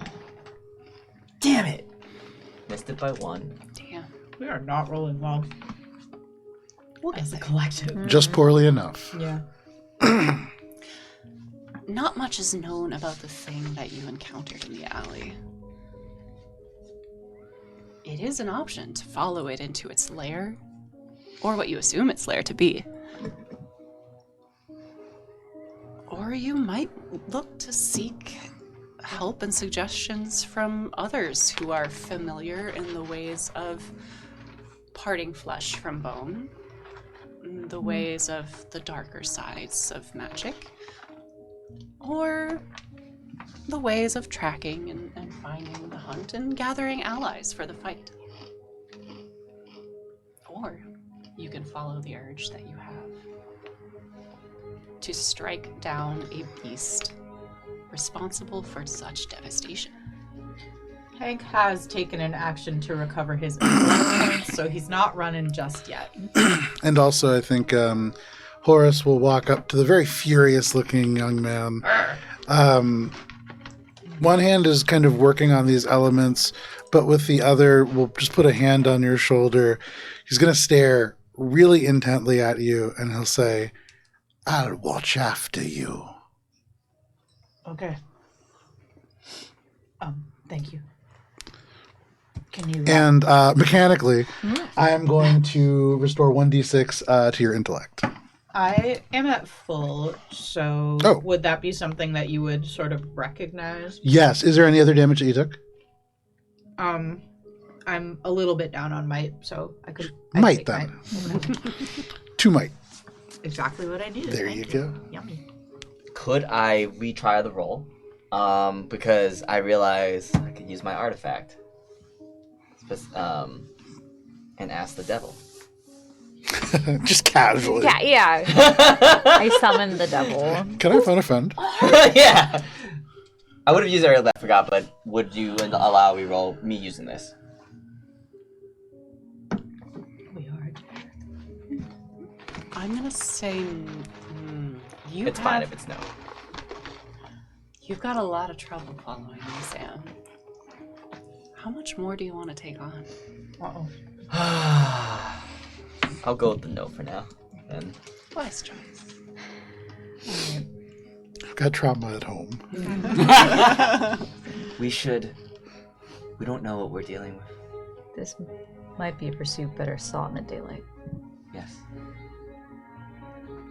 I can't face my mom. Can I sleep at the bar?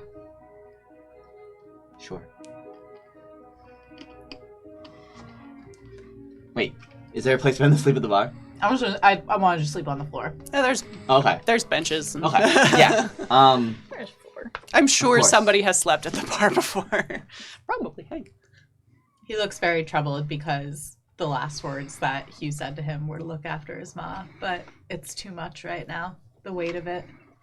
He can't face her just yet. Indeed. So 2 are headed back to the bar. To turn in for the night and reflect and gather strength. Prepare to go after this thing with a clear head and a clear sky. Horace and Peter, where are you headed? I think just watching everybody sort of drift back to the bar, Horace will just stand in the dark for a while. And then once everybody else is gone, he'll probably go back home to work on his ciphers. And he's when he finishes this thing that he's working on, there's something that he wants to do right before bed. All right. We'll get back to that. Yeah. Peter, how about you? I think Peter would start to follow them back to the bar, and then stop, and then realize that his time might be better spent seeing if Horus is still up. All right. He's through the window. So the two of you head back to the bar. You knock on the door. Michael's still inside. He's kind of been unable to like filter back to his domicile for the night. He's got the bat with him. Pistol in another hand. Is everything good? We good here? No. Everything is very much not good. He was Keep your dead. gun. Oh no. I'm sorry. Hughes. Hank has gone off to a corner. He's not doing this. Oh. Whatever has been making people disappear got you. He's a tough son of a bitch. Yes. He kind of looks down at his pistol. Well, that's not enough. Is this enough? Is this like... And he looks over at the cat. The cat is a big head on the wall. One of your better attempts at taxidermy, actually. And the most ill-advised. Mm-hmm. This cat head, large and with fur that's beautiful in the way that oil slicks are beautiful. That filmy sheen that catches the light, changes color. And yet when its fur is rubbed, nothing really flakes off. It seems like it's in each hair and fiber. But no one really wants to touch it, as indeed looking at this thing for too long, you begin to lose yourself. And you have this experience, not just with the cat on your own, but with Michael, and indeed with another who helped introduce you to the things that lurk in the shadows and wait in the dark, an answer to a call not of the green and of this world. Things like the cat, a force that corrupts. And as Michael says to you, is it like that? Is this enough? You don't think so. I'm afraid It's not enough. it's not enough. We're gonna need help. Too bad Myrtle's not around anymore. Aye. She would be who I turn to for now for answers. Ugh. Do we have anyone in the network that could help? From the corner, Hank is like, the network? Don't worry about it. Don't I'm worry about assuming it. you're out of earshot, so this is being Oh, fair whispered. enough. As you said, you went to a corner. I did. Yeah, I'll have to go down through the cellar now to tip off, the lad. I'll contact people. I don't know how many will know about this, though. Might See take a what day you or can two. come up with. Oh well. I'm gonna go try to cheer the boy up. If you don't hear from me, you'll be hearing from someone. Stay safe. You too. And Michael Quinn heads off into the night, through the cellar, and out to the secret back door. I'm gonna walk over to Hank with Hugh's favorite drink, so whatever that was. It's a whiskey. It's a whiskey. Usually the one that he would help bring in. I thought you were going to say it's a water. It's just, I mean, it is the water of life.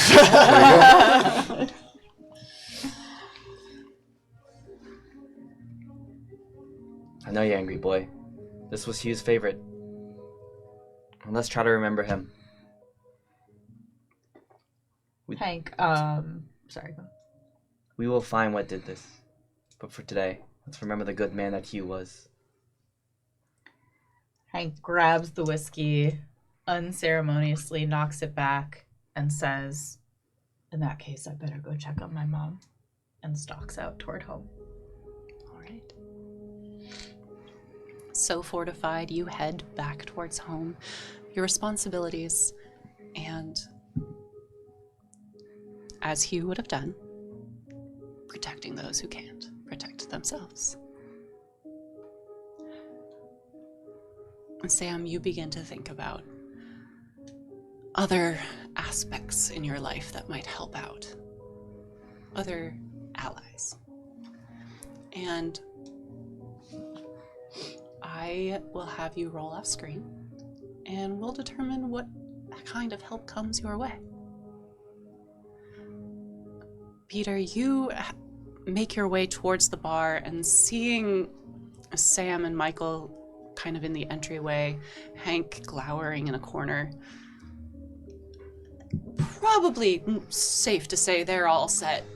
Maybe check on the one who seems to know more than at first glance. The only one that's been at the company longer than you in this crowd, or really in town longer than you in this crowd, is Horace. You actually don't know when Horace started with the company, but he does design most of the dolls, so it has to have been a long time. So you start to head after him. You know generally where he lives. He's in the nicer section. Got in on the ground floor, as it were. Something about his wife having extra funds. But you're a bit behind. And Horace does make his way over. And as you do, and opening the gate to your front yard, across the fence you look at the burnt husk of Myrtle's house. And you see the figure staring at you from behind what used to be the window overlooking the porch. A disapproving glare headed your way. A hand on what was once a window pane. No real structure to that body. And indeed, not much of a body left, more a shadow, a shade of what once was. You've had quite a number of drinks tonight. Are you headed inside your house or hers? Mine for now. All right. I'm going to walk in, and inside this house, I mean, it's not an especially nice house, but there are a number of dolls scattered throughout, like all sort of up. Anywhere where there might be like a decorative plate or a portrait, there is a doll. Where there is like a little kitchen cupboard and like a number of different kind of plates and things, there are dolls.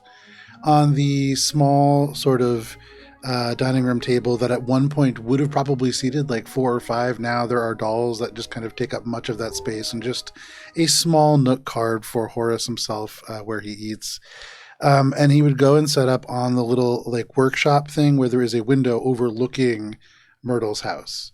And here he has this sort of witch ball that he is sort of working on. And so as he's working on this, he's going to keep looking up and kind of looking at this house. And is Myrtle still there? In the same way that you are able to see her, it seems that this shade kind of tracks your movement. The way that a painting can sometimes be looking at you, depending on which angle you're standing at. She's there. Okay. I think probably after like working for maybe like a couple of minutes and still just noticing that motion still happening, it's being like a little bit drunk maybe. I want to use my experience, and I want to make this interaction a little bit more real.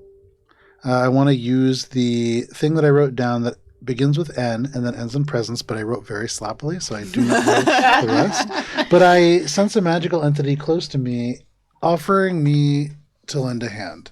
And I'm going to just kind of, still working on this after kind of peering and not necessarily seeing a figure, but knowing what's there, I'm going to say, well, you may as well come help. And just like that, although it doesn't happen often, the figure is in your room. And you feel a little bit more tired, as you normally do whenever you invite Myrtle inside. But she's here. And she says, "That's not how you make that. You know better." Well, it's been a long night, and there's a number of things that I mean to do. Oh, have you finally decided to do something now?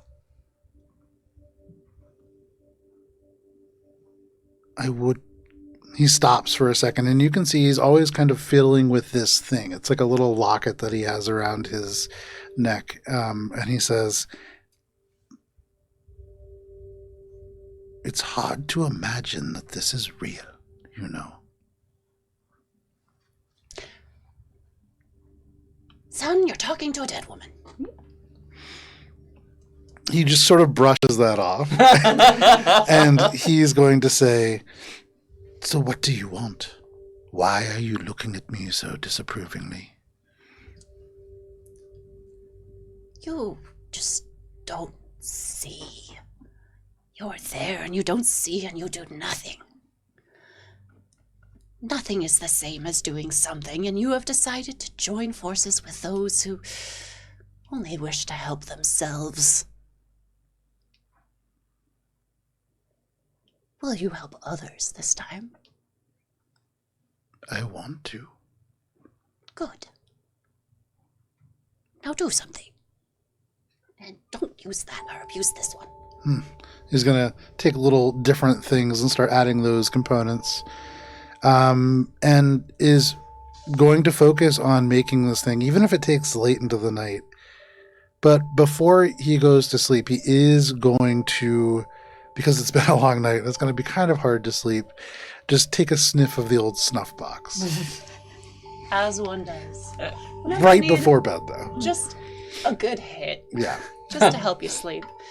And as you do, and as you work, Myrtle talks to you. The next time you think about this creature and what it could mean broadly, you will have an asset. Okay. And with the light at your work table and finishing up your workings, you get ready for bed. And not unobserved, I would love a perception check from you, Peter. As you stand outside Horace's house. Oh, your last name is It's Peter Peeping Peeper. Tom. I love that. Perception. CX. Yours is better than mine. But like again, doing this in front of like a bay window overlooking Myrtle's house. So not in any way hidden. Not in any way hidden. Wonderful. I will allow you to re-roll if you would like. You've got stuff to allow you to re-roll. I do. So I think at one point Peter would realize he doesn't actually know where Horace lives, and so he'll just kind of stop and think back, and kind of like look within his memories to see if he's ever seen anything that would, or give him any indication of where the heck this guy once lived. And I'll spend an experience point for my Heated. Mine, not yours. Don't worry. Yeah. I'm honest. All right. so You get a little turned around. yeah. This is in the nicer section of town, and like there's a park over here, the church is over here. I mean, he is a recluse. I didn't know, they don't really have monks in this church. And then you're, oh wait, no, he lived next to that poor nice lady's house. And you may reroll. Okay. I'll spend a level effort ease because it's intelligence, right? I forgot about doing that earlier. Oh, great, an 11. Much better. So with the level of effort added, you look up. And indeed, not hiding it at all. Yeah. And it's not so much that you would be looking for Horace and then not able to see Horace. It's to notice that the shadow behind Horus is not Horus's shadow. Mm. And as you look and get closer, these old windows aren't like the windows of today. There's not a lot of sound dampening that happens. And certainly as small creatures perch up on the fence between Myrtle's and Horus's house, little whispers come your way. Some that you are familiar with, little squeaks and chirps. The sound of Horus talking to someone. He's always been a little odd, and you heard he lost someone, so, let's have it. It's the fact that something responds. And I need an intellect defense roll. And that will be a difficulty of 5. Okay. So, can you reduce that via effort? I believe so. You would apply effort to that. Okay, I will do so. Because you are rolling for your defense. Yes. Okay, so I'm going to spend 2 levels of effort. So I'll spend a total of 2 points to reduce that. I have nothing else that would ease it in any manner. Squee. So it goes from 5 to 3. And it's times 3. Mm-hmm. So you need a 9. 12. Wonderful. You aren't off-put or mechanically sickened in any way. And nothing hurts you. It's just incredibly uncomfortable to hear. It sounds as if it's from underneath a layer of wood, underneath a layer of water, muffled and garbled, and almost like when you hear the scratching of those round wax cylinders play the wrong way. Garbled. You don't understand what it's saying. He's talking to something. Something dark and something wrong. And something dead. Something that should not be here. And what would Peter do with this knowledge? I think Peter's first instinct would be to check on Horus. So he'd probably go knock on the door. Peter's second instinct would be to turn around toward the blackened husk behind him and wonder if the corruption from that place has started to leak over. So he would first check on Horus, and after speaking with Horus, he would probably take a closer look at the husk of the house to see if there's any obvious signs of recent tampering. Horus, right as you are about to take a nice sniff of your box and turn in for the night,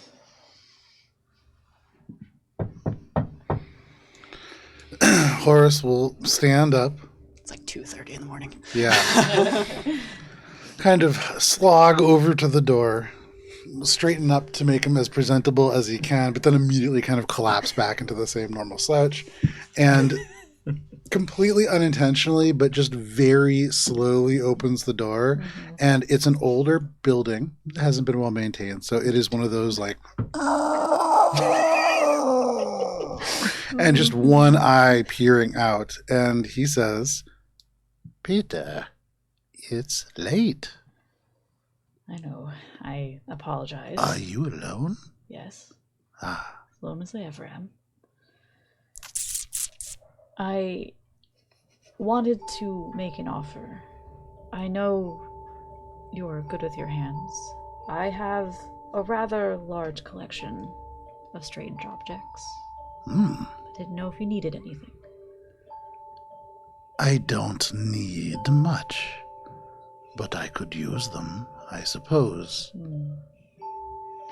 Well, it helps if I know what to look for, but is there anything in particular? An odd end?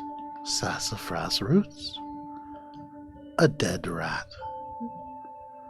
cloth with which I might make a doll?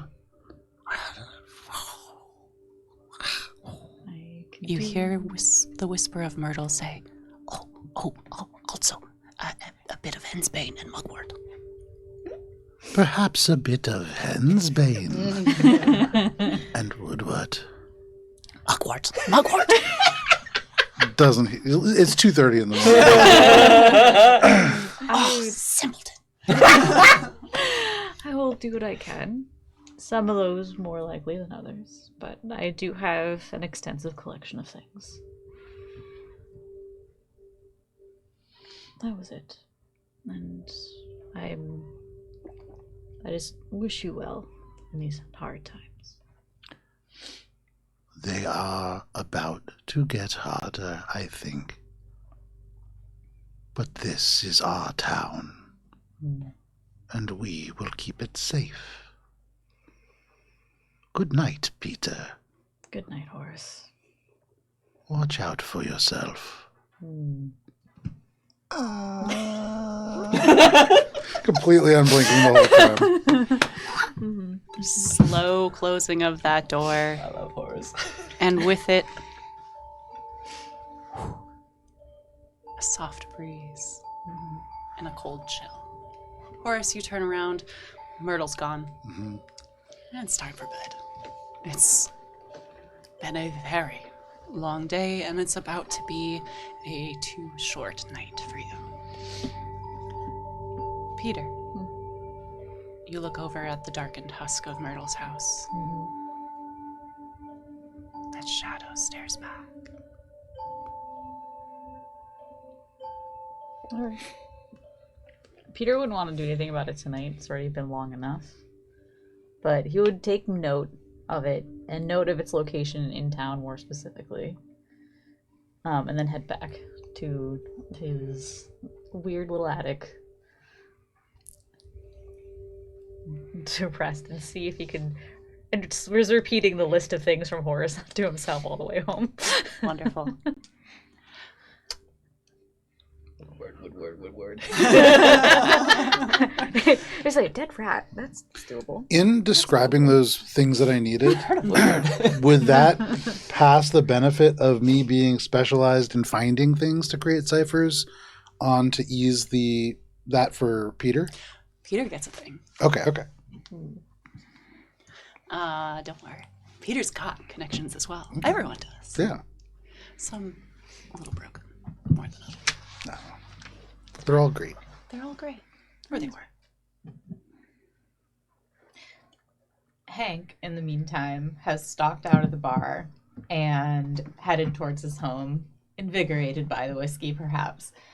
So he's going to arrive home and, unlock the door and go in. Does everything seem normal? I can give you a second. Everything looks normal. Hold, please. Technical difficulties. We have power! The wonders of modern electricity. Hank, you head home. You open the door. The labored breathing of your mother. Hi, Ma. Sorry it's late. Out cold. Oh, okay. So he's gonna go over, and he knows she's asleep, but he's gonna say, something's wrong. Hugh's gone, Ma. But, I think that, what's your name? What's his name? Sam. I think that Sam might be able to help. So, I'm staying at his tonight. But don't worry, I'll be back. And he takes off his Armor of Old Scratch scarf, which still has 4 points of damage that it can absorb before it unravels. And he, I imagine it as like a big, he kind of tucks it around his mom. And then he goes to the desk, writes a note, basically exactly what he said to her. And then I'd like to spend an XP for unexpected arrival. So someone I've interacted with in the past is in the area and willing to help me out. They're on their way somewhere and can't stay longer than it takes to help, chat for a while, perhaps share a quick meal. So, I have a proposal, but go on. It's late. It's dark. But help's gotta come from somewhere, right? You know people. It'll be all right. And as you fold up the note, write for Ma on the paper, put it in its spot. You go to open the door, and as it creaks open, you hear from her bed, "Such a good boy. Don't stay out too late." Don't worry, Ma. I'll be home soon. I just need to take care of a few things, okay? Of course. Say hi to your friends for me. Sure, Ma. I wrote you a note for when you're awake. Oh. I love you, boy. I love you, Ma. Good night, Henry.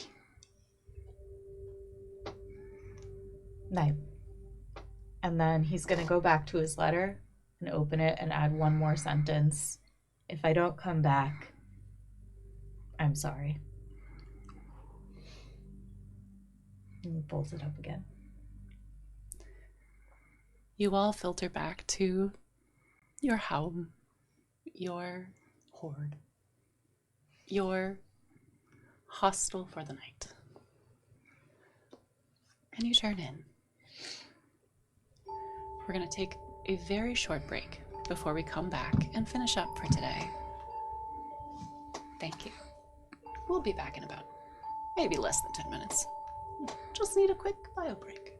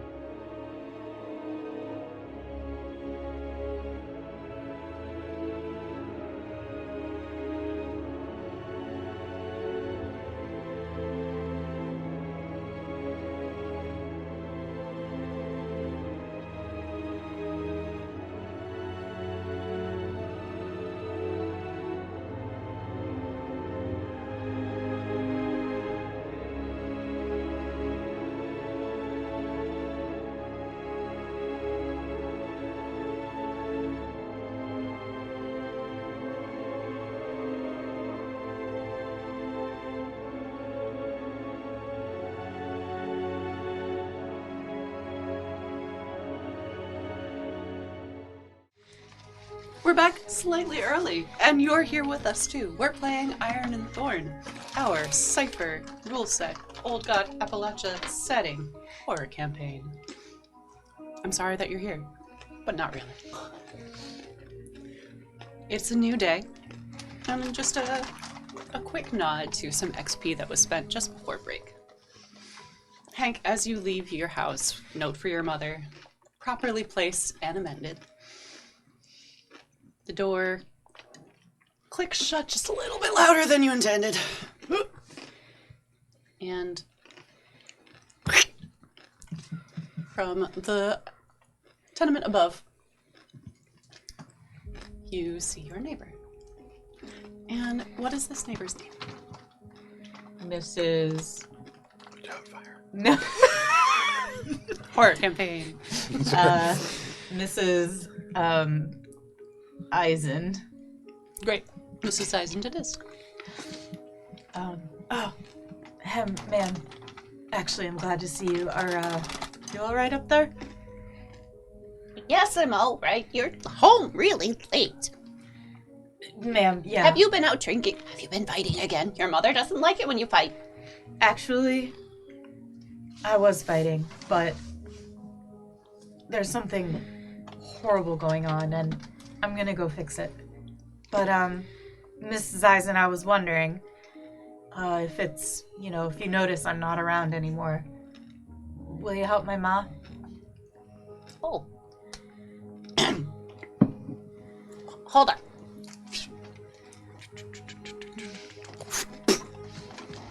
You just see this stout old woman just slam a door open. Hi, ma'am. And she's about half your size. Yeah. Hello, ma'am. What do you mean you're not coming back? Well, I'm not sure. You better come back. And she pokes your chest. Oh, okay. Your mother needs you.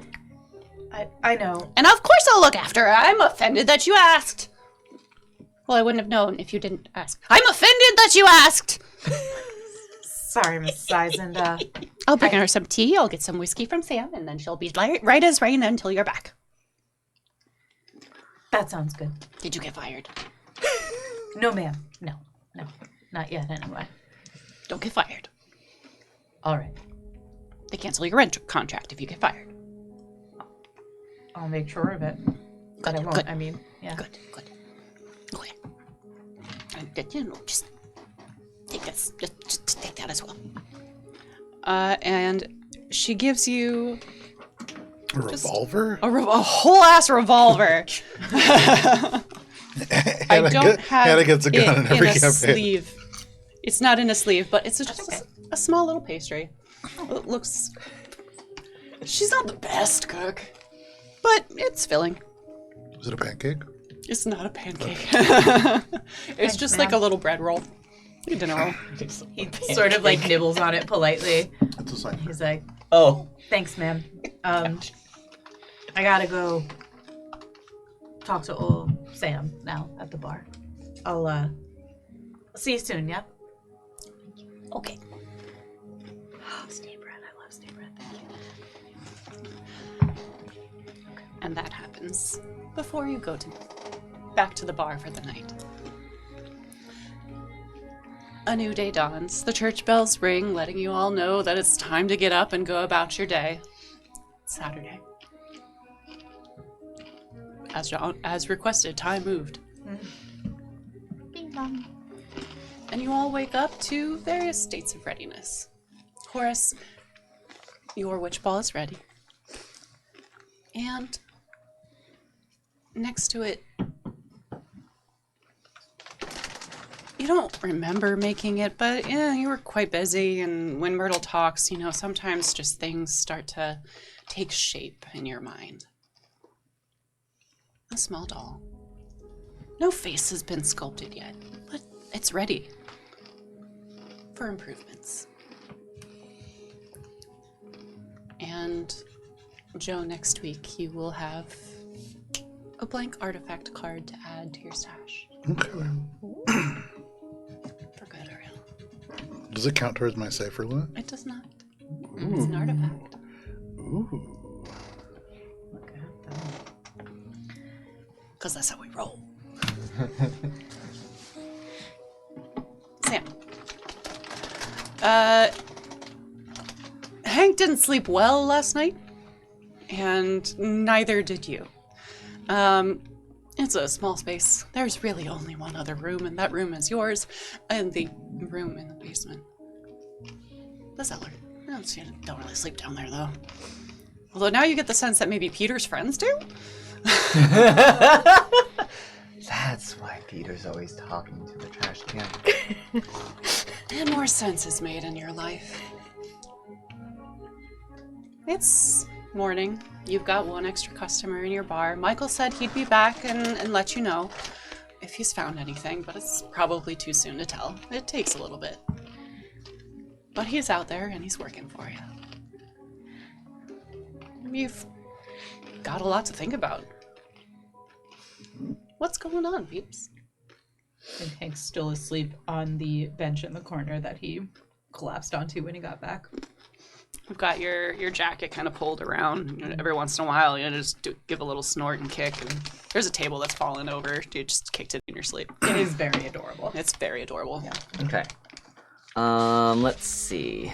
While people are waking up, Horace is just going to start heading back towards the bar to see if these people are ready to start brawling with whatever's in the thing.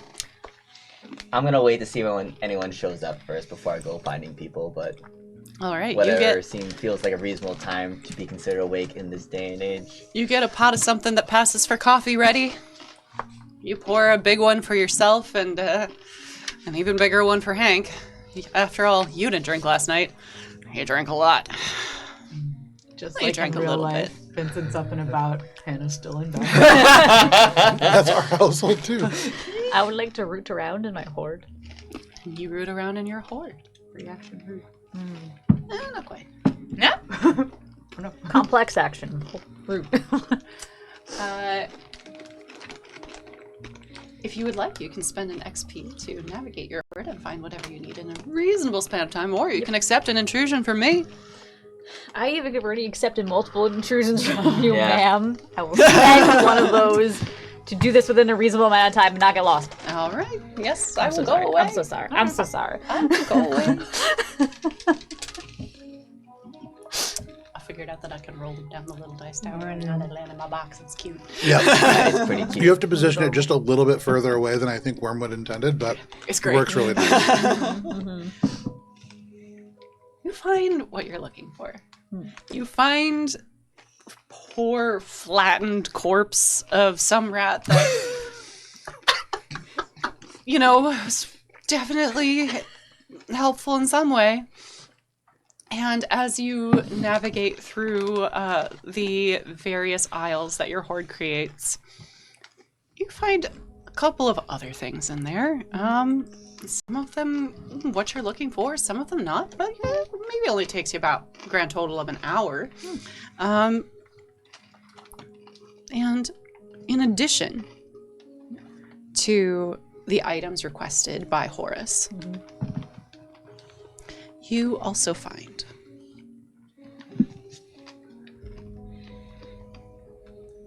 a jar. I love jars. In this jar, the water itself is kind of sooty and it's murky. It has a certain shine to it, though. And the fact that it seemed to kind of just get pushed into your path out of nowhere might mean you should take that with you. And you put it in your pocket with your other art supplies.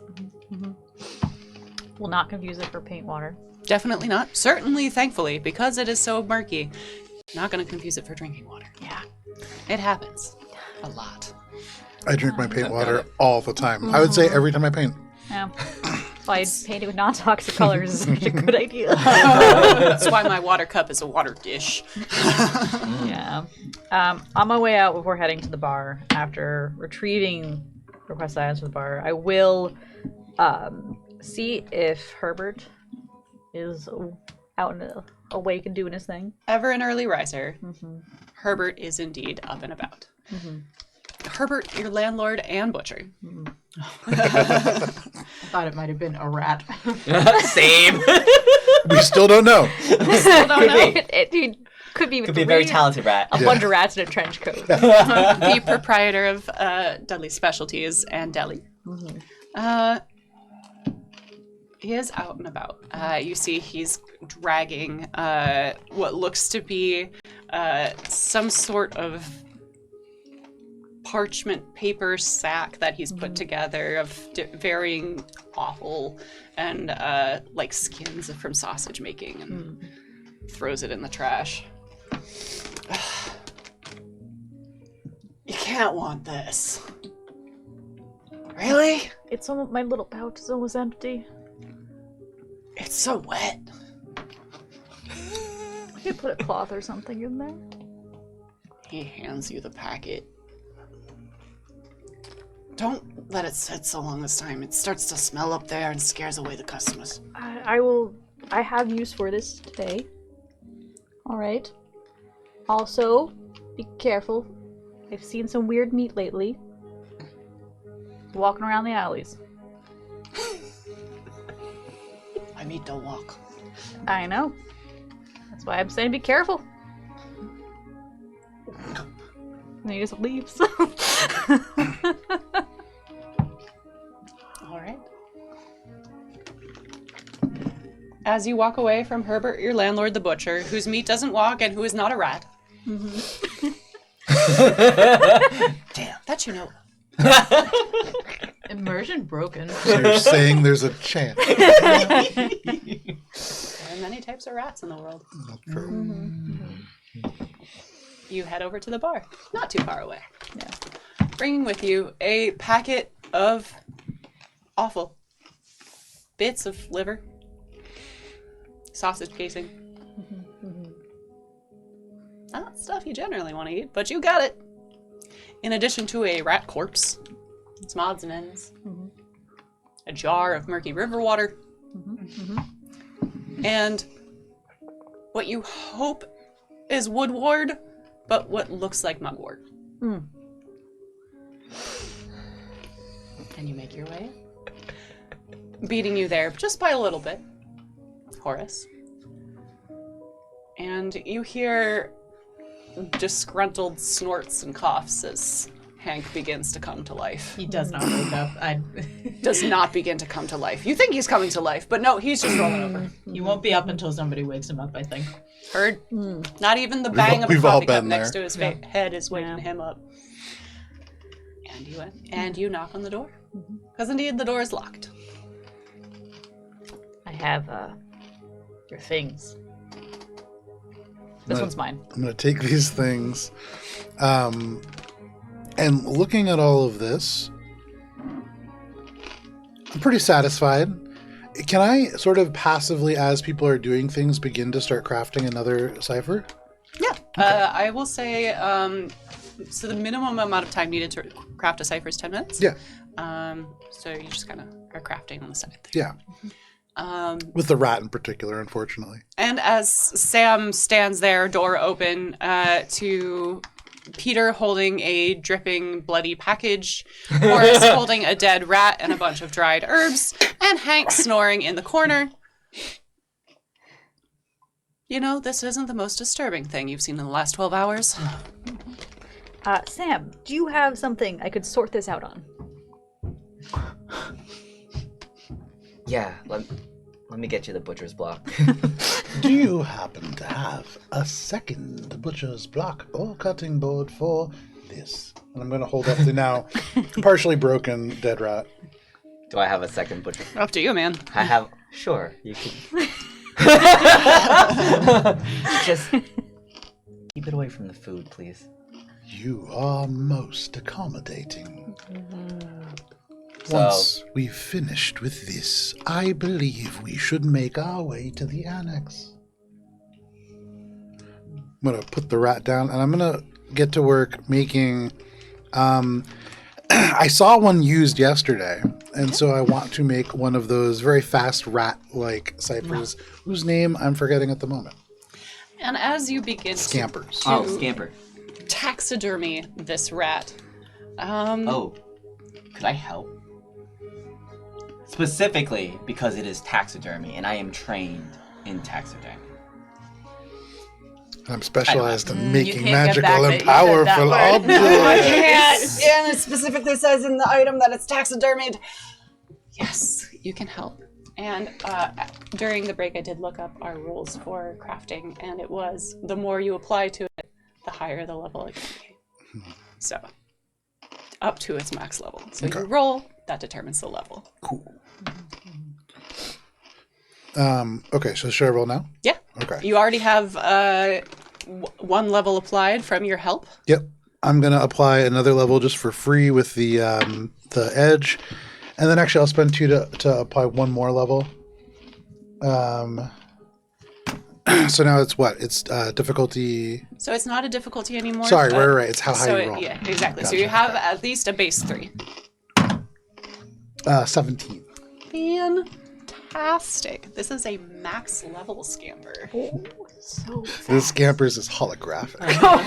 Oh, did you put a little hat on him? Yeah, absolutely. You better I believe I had did. some taxidermy hats available. You know what? Actually, Years. whatever hat Peter is wearing, having seen Peter's sort of relationship to these, I'm going to put a similar, almost identical little hat on this Scampers. Whereas the first scamper had a little bar mug and a little bar towel. And it's a little, sprinter's pose. Oh my god. This, My heart. this scamper seems to actually be better made.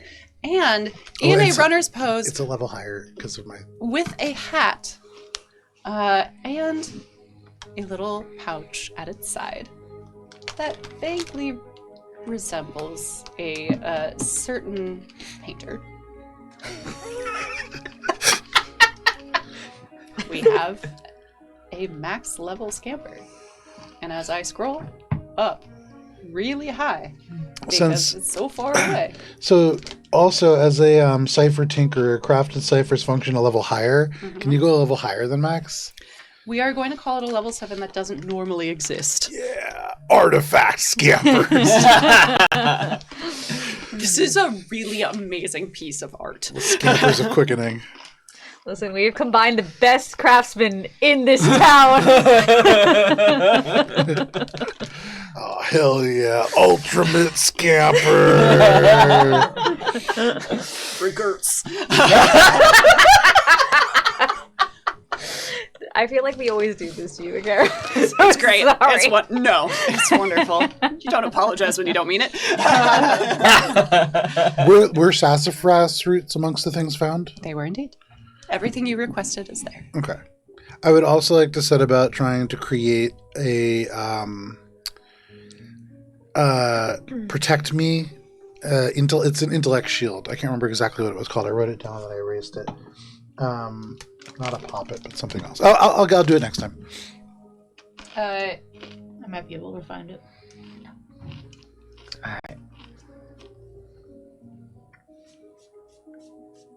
So, while he's crafting all that, I'll pour everyone a cup of coffee and wake Hank up and give him a cup of coffee.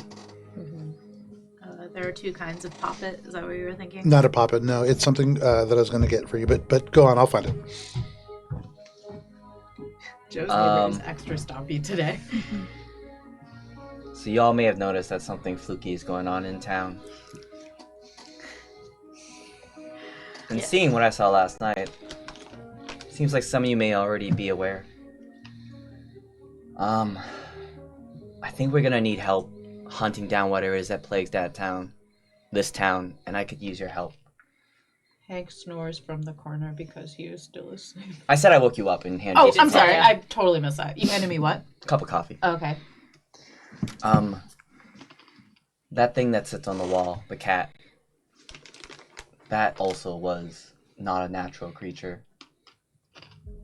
Something of the dark. Myrtle helped me hunt it down.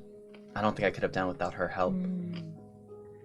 And seeing as how it looked like whatever we're fighting retreated back to the annex, and how Myrtle's house burned down the same day. I don't know if it was naivety, but I don't think it's a coincidence.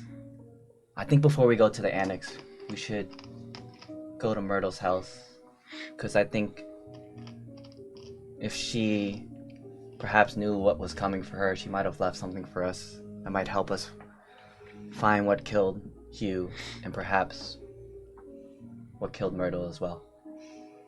As Peter's sorting through the viscera to kind of make little rat snacks, he looks up and he says, "There is something dark there now. I don't know if it was always there. Didn't really know Myrtle. She seems nice enough, though. Perhaps whatever caused the fire has left a greater mark."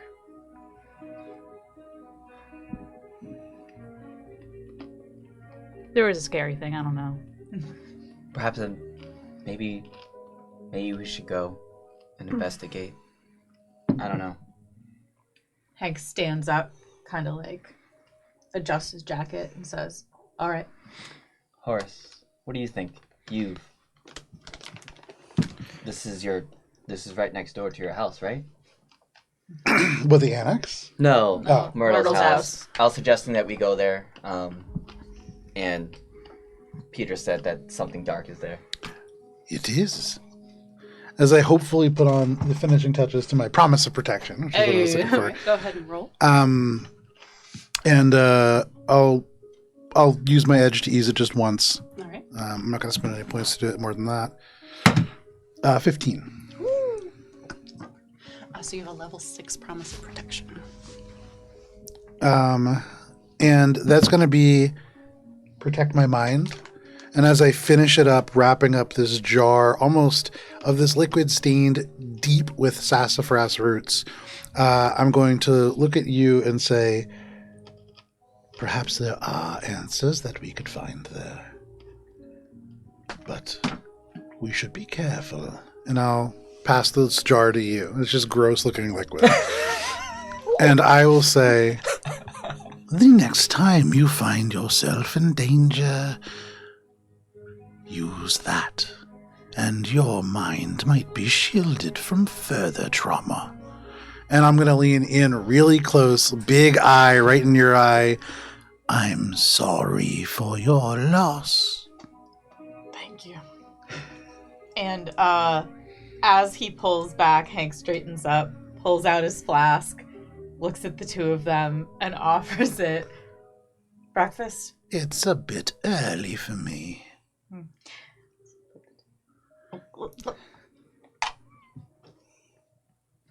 Ready. Horace stands up. Hold on. And then you'll just like gather all of his little weird rat snacks into a little bag. Okay. Before we go, does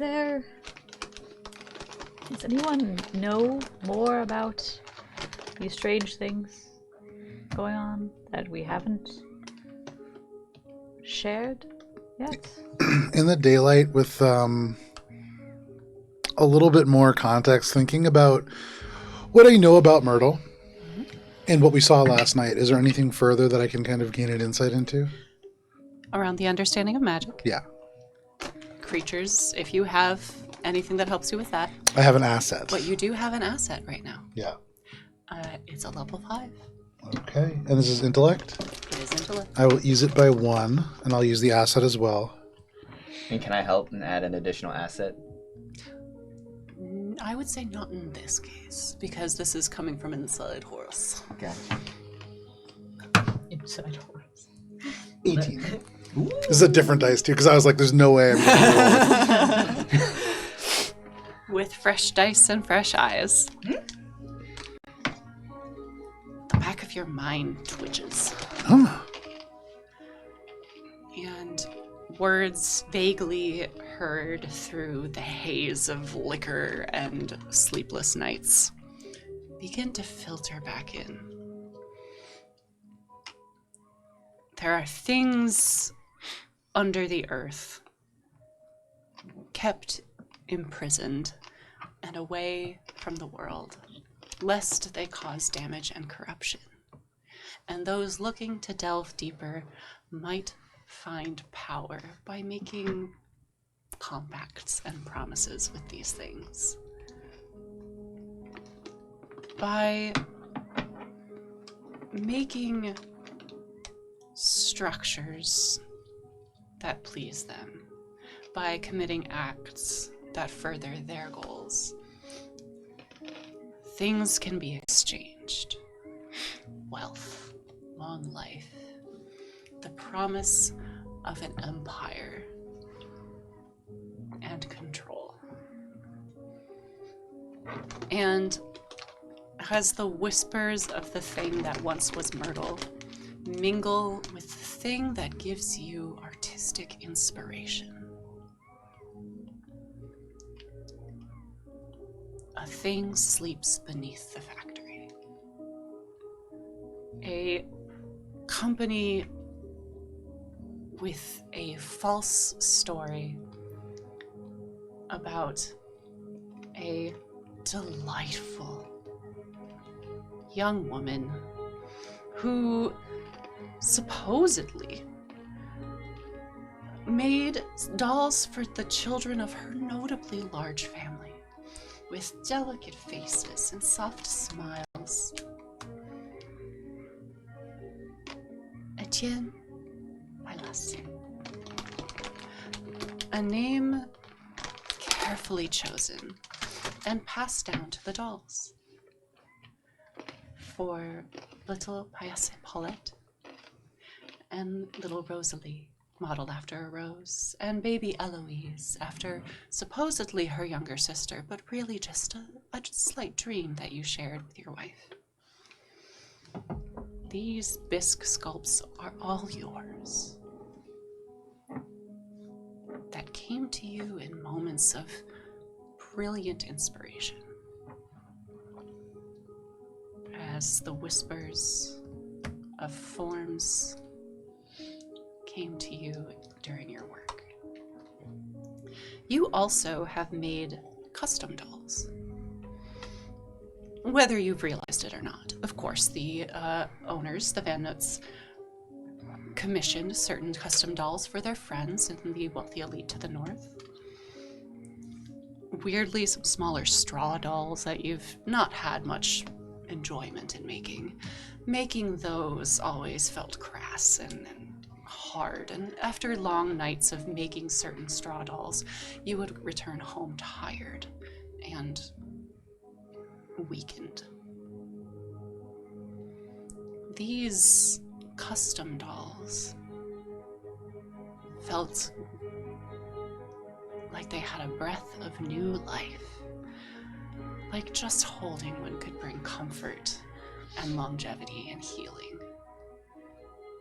Other custom dolls you've made felt worse, something misshapen and dark in their features, and those you've always kind of put aside. And sometimes they resemble factory workers, and you thought, if one of those happens, you might as well just give it to them. It's theirs after all.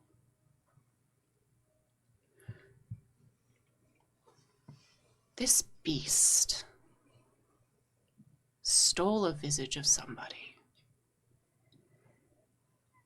and was molding it. And that connection strikes out at you. Something is forming connections through molding visages. And these connections, these strings, are binding power to something bigger. And as this power grows, it's able to take greater shapes beyond your control, beyond your creation. Perhaps the Van Nuts have made deeper business deals than they let on.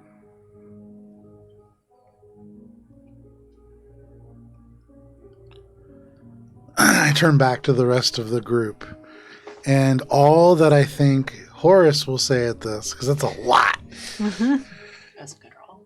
is, I think something sleeps beneath that place, and to find out more, we must unearth it. It is connected to these things. We should go now.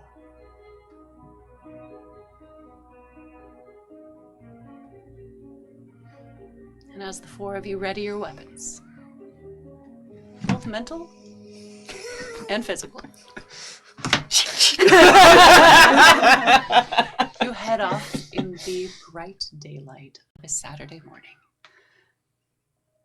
and a crack of thunder sounds in the distance. Tell me, are you making your way towards the ruined factory first? After hearing that, Hank would be like, Were you suggesting heading towards the Yeah, factory? for Okay. sure. Mm-hmm. "You're weird, Suppose. but probably right." All right. You make your way out. And because it is 3:30 and a fantastic place to stop, because again, I did not visit the large format printer and the ruined factory is not ready yet. This is where we will end for this afternoon. Gather your weapons, gather your allies. We're going monster hunting. Yeah. Thank you for joining us for this first session of Season 3 of Iron and Thorn. So join us next week as we begin to delve into the ruined factory annex. And if you can't wait that long, you can check out our past sessions on YouTube and see if you can catch the Easter eggs that the players missed. There's a deeper working that's happening here, and we're about to find out what it is. Goodbye all. See you next week.